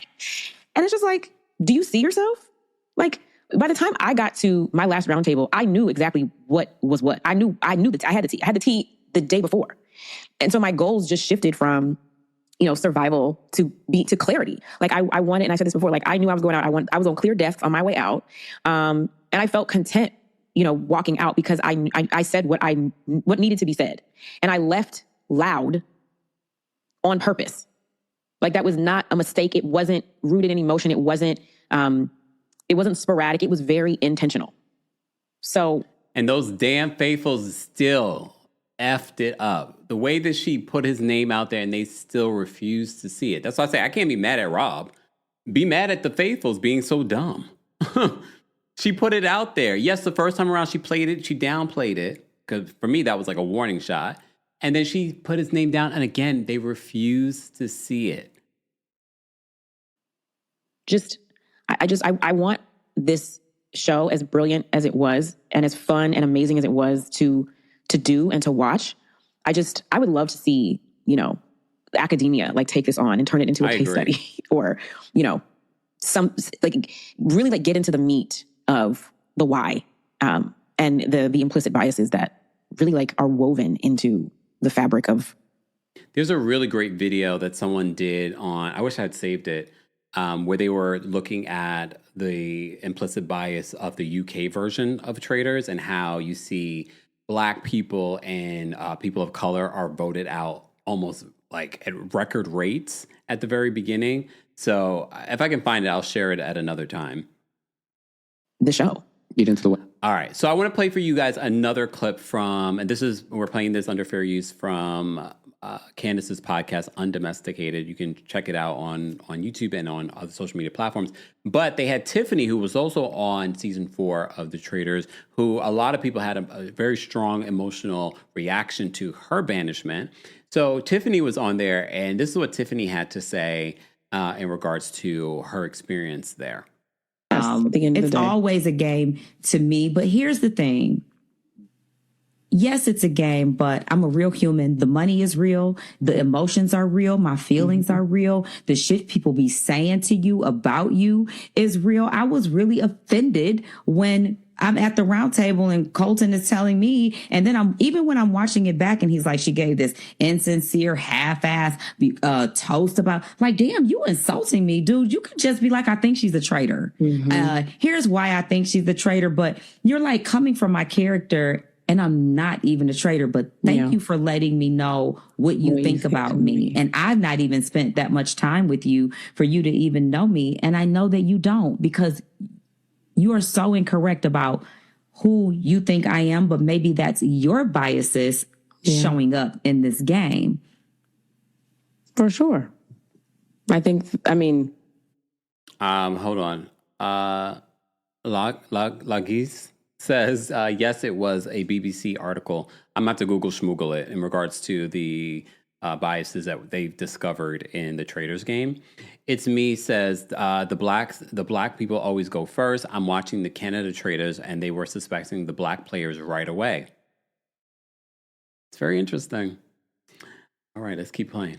I'd venture to say there was a lot of that. A lot of that is what sort of fueled the engine of the game, is implicit bias. Yeah. And just in general, it's easiest. Well, I'll ask you, do you think that strong women are pegged more often than someone like a Colton because we stand out just because of the way that we look? Yeah. I came home thinking I just should have not said anything, blah, blah, blah. But then I was like, what if I would have said nothing and I would have still gone home? So I'd rather be myself. I'd rather speak my thoughts, my truth, and whatever happens, happens, than to not. I hate feeling like I have to dumb myself down. Yes. That I have to dim my light so that someone isn't offended or just whatever. When, other people don't have that. They can walk around puffing their chest out or whatever, and they can be themselves. I honestly, I'm not going to do it, I don't know how dumb you are. I don't know how much I need to lower my thought process to make you feel smarter than me. Yeah. I'm not even out here like I'm so damn smart. I'm like, I'm just thinking. I'm just me. Yeah. Just think. Does it make sense? Yep. Shout out to our friends over at No Chaser TV. Ricky Starr says, it's nothing new. Survivor and Big Brother superfans have been arguing that for years. Why do y'all think the cookout formed in season 23 of Big Brother so that we could have a first black winner? It's a microcosm of society. And it's important to note, Tiffany was the mastermind behind the cookout on Big Brother from season 23. So that's why I was really excited to see her play this game, because I know she's really, really smart and brilliant. So that's what they had to say. Thank you so much, Ricky, for sharing that. I'm sure. The Girls Club says, same way they eliminated the black couples on Love Island, the bias was so blatant. That's been another criticism as well. All right. I did want to briefly talk about Ladies of London, because I did end up watching it. I almost completely forgot to talk about it. Ladies of London has returned to Bravo. I remember watching the original Ladies of London, which I loved. This new one, I'm not mad at. They released 2 new episodes. These folks have very interesting stories. I did find it interesting that Dara, who they said that they claimed was a madam. If you watch the second episode, Dara's just like, I don't think this is for me. I don't think I'm going to continue with the show. I don't think she does continue with the show. But the very first episode, they talk about Micah's friend, Dara. And she's like, I heard that she is a madam. And I thought to myself, like, not them calling out one of the only people of color as a madam. But then when Micah brought the information to Dara, Dara's reaction had me go, Dara, why am I more upset than you are? She tried to downplay it. She's like, well, I did hear some more actual real tea about you, Micah. And mind you, Micah was the one defending her at this party. Micah was the one defending her at this party. Like, no, I've known her for 24 years. I would have never thought anything like that. But Dara was moving weird. Dara's reaction to that information now has got me thinking, well, Dara, are you? Are you a madam? Okay. But look, I have to say who I'm interested in. She was actually the one spreading the Dara rumor. Michael Francis is interesting. Apparently his mother was a Russian princess. Like, they all have very interesting stories so far. We have a lady that revealed that she's married to a very eccentric man. They work in fashion. You know, some people would think that he's gay. She says that, you know, that's what I like about him is how he is, and that they can get their nails and things painted together. I'm like, okay, you like it, I love it. But you know who I really like? Martha. Martha she's a lady. All right. She's divorced now, though, but that's the only thing that she got in the divorce. But she lives like very, what's the word? Like, oh my God, I can't think of the mother and daughter that lived like in squander over there in, like, what was it, the Long Island or something like that. It's giving very much like that, where she has a bird flying around her house. She wants to renovate it, but she can't really afford to renovate it too much. I'm interested, though, in her, because her personality seems a little like perfect for reality television. So does Michael. Michael looks like, yes, he comes from means, but he's just like happy to be on camera. Like, he's been waiting for his moment to be on camera. I am very fascinated by Emma. Emma is the only person of color left on this cast. Well, that I know of. I can't recall where everyone else is from. I think she is the only person. She's also the only person of color probably left in the royal family. She is part of the royal family, and they're from Bath. I remember when I went to London, I took a trip out to Bath. I'm interested in her because she seems to be like legitimate. Everyone else, I'm not sure about, because I'm also looking at Micah with the side eye, because Dara, her own friend of 20-something years, says that she's sort of pretending about her business of being sort of like what's the word? Etiquette, like a queen of etiquette kind of. She's pretending. So I'm like, okay. Foxy says I like Emma. Emma's probably the only one that I like so far. Well, no, I can't say that. I like Martha. At first, I was giving Martha the side eye. I was like, why are you talking about this lady? Being a lady of the night. But when she was confronted with the information, I was like, oh, wait a minute. She might be a lady of the night. I'm like, all right. I'm all right. Grey Gardens, thank you. I couldn't remember. Thank you, Janelle. That's what Martha reminds me of. Grey Gardens. She just doesn't have the daughter. All she needs is to have the daughter living with her in squander. Yeah, thank you, Beatrice. I could have remember. I always forget it. Grey Gardens. That's what Martha reminds me of. Okay.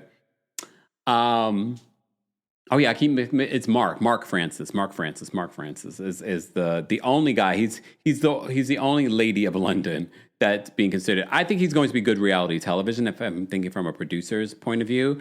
The other American, if you're watching this, she's in green, because she was spreading the information about Dara being a madam as well. She's actually interesting too. I think she would be good stirring the pot as well. I'm interested. I'm going to give it a watch. I can't promise that I'll be talking about every single week. But I'm interested. Ladies of London, they just dropped 2 new episodes. It's a bunch of parties already. We're slowly but surely getting to know everyone's story. Yeah, I don't know. If I had to rate it from 1 to 10, I thought the first 2 episodes were a solid 7.5. 7.5. Ladies of London, the new reign has returned to Bravo. If you were looking for something new to watch, I have to say Martha probably was the one who sparked my interest. Dara, based off episode 2, feels like she won't be back after episode 2, after being confronted about being a madam. I was just like, Was he on Made in Chelsea? I used to watch Mark Francis on Made in Chelsea. He was more of a supporting character, but he was hilarious. Well, he felt like he was the star of Ladies of London because he was narrating basically like who everyone is. When Dara was making the speech in episode 2 about how everyone, were, self-made, they all were looking around the table, self-made. Because then they literally listed like where everyone came from. None of them were really self-made. Maybe 1 or 2 of them, but like 3 of them are like, we're definitely not self-made. We come from very established families. Okay. But anyway, yeah. He was on Made in Chelsea. I don't remember if I've ever watched that or maybe I started watching it. Yes, Stanbury is probably going to run back over there, London to be to Housewives. Well, she was already on Real Housewives of London. She made a couple of appearances on Real Housewives of London. She really does have the connection. So for me, if Caroline Stanbury decided to be on any of these shows, I wouldn't be opposed to it because she really does run in these circles, including the Epstein circles. Just saying, she does. Oh, damn. Janelle says Mark Francis ended a friendship with someone because the person owned a sleeping bag. Yeah, sounds about right. Foxy says Dara was the ex of one of Andrew's and Fergie's daughters, now husband. Wait. Dara was the ex of one of Andrew and Fergie's daughters, now husband. They have a child together. Dara and this guy have a child together? I can't keep up. So they run in these circles, but wait a second. So Dara may have been a madam? Because the way that she was talking of, when she would come into these rooms on this episode, she was sort of like she could refer to herself as a connector. All right. Janelle says that Made in Chelsea used to be on Peacock and Hulu at different times, but now I don't know where to find it. Maybe that's where I ended up seeing it. Yeah. Ella says Made in Chelsea is on Hulu in Europe. Ella says Real Housewives of London is amazing. I did watch it. I thought it was good. I thought it was coming to Peacock. I'm surprised that it's not on Peacock. Wait, they talked about it on the show? I must have missed that part. Remember, I was trying to watch both episodes before this live, so I probably missed a couple of things. Princess Beatrice, I think. Okay. All right. I must have missed that part, y'all, as I was trying to do multiple things. Okay. All right. And that is it, guys, for our Friday Live. I will add the timestamps when I get a chance. KK says, a connector, a.k.a. Madam. Now I believe it. At first, I was defending her. I was offended for her. But when confronted with the information, she was sort of like, she didn't deny it, right? Oh, all right. Fine. Look, fine. All right. I do want to say thank you to everyone that liked the video. If you haven't liked it already, we're almost at 600 likes. Be sure to like the video. If you're part of the replay crew, be sure to let us know your thoughts and opinions on anything that we discussed, from Real Housewives of Beverly Hills to Traitors to Ladies of London, or any of the stories, including Real Housewives of New York coming back and Real Housewives of Miami not coming back. Okay. Janelle says Dara is the baby mama to Princess Beatrice's husband's first child. Eduardo, hubby, met Beatrice, broke up with Dara, and then they got married during COVID, before Prince Philip died. Ugh, that's messy. So he left Dara to be with the princess so that he could be. Look, I feel like a lot of people in that society, they are like social climbing.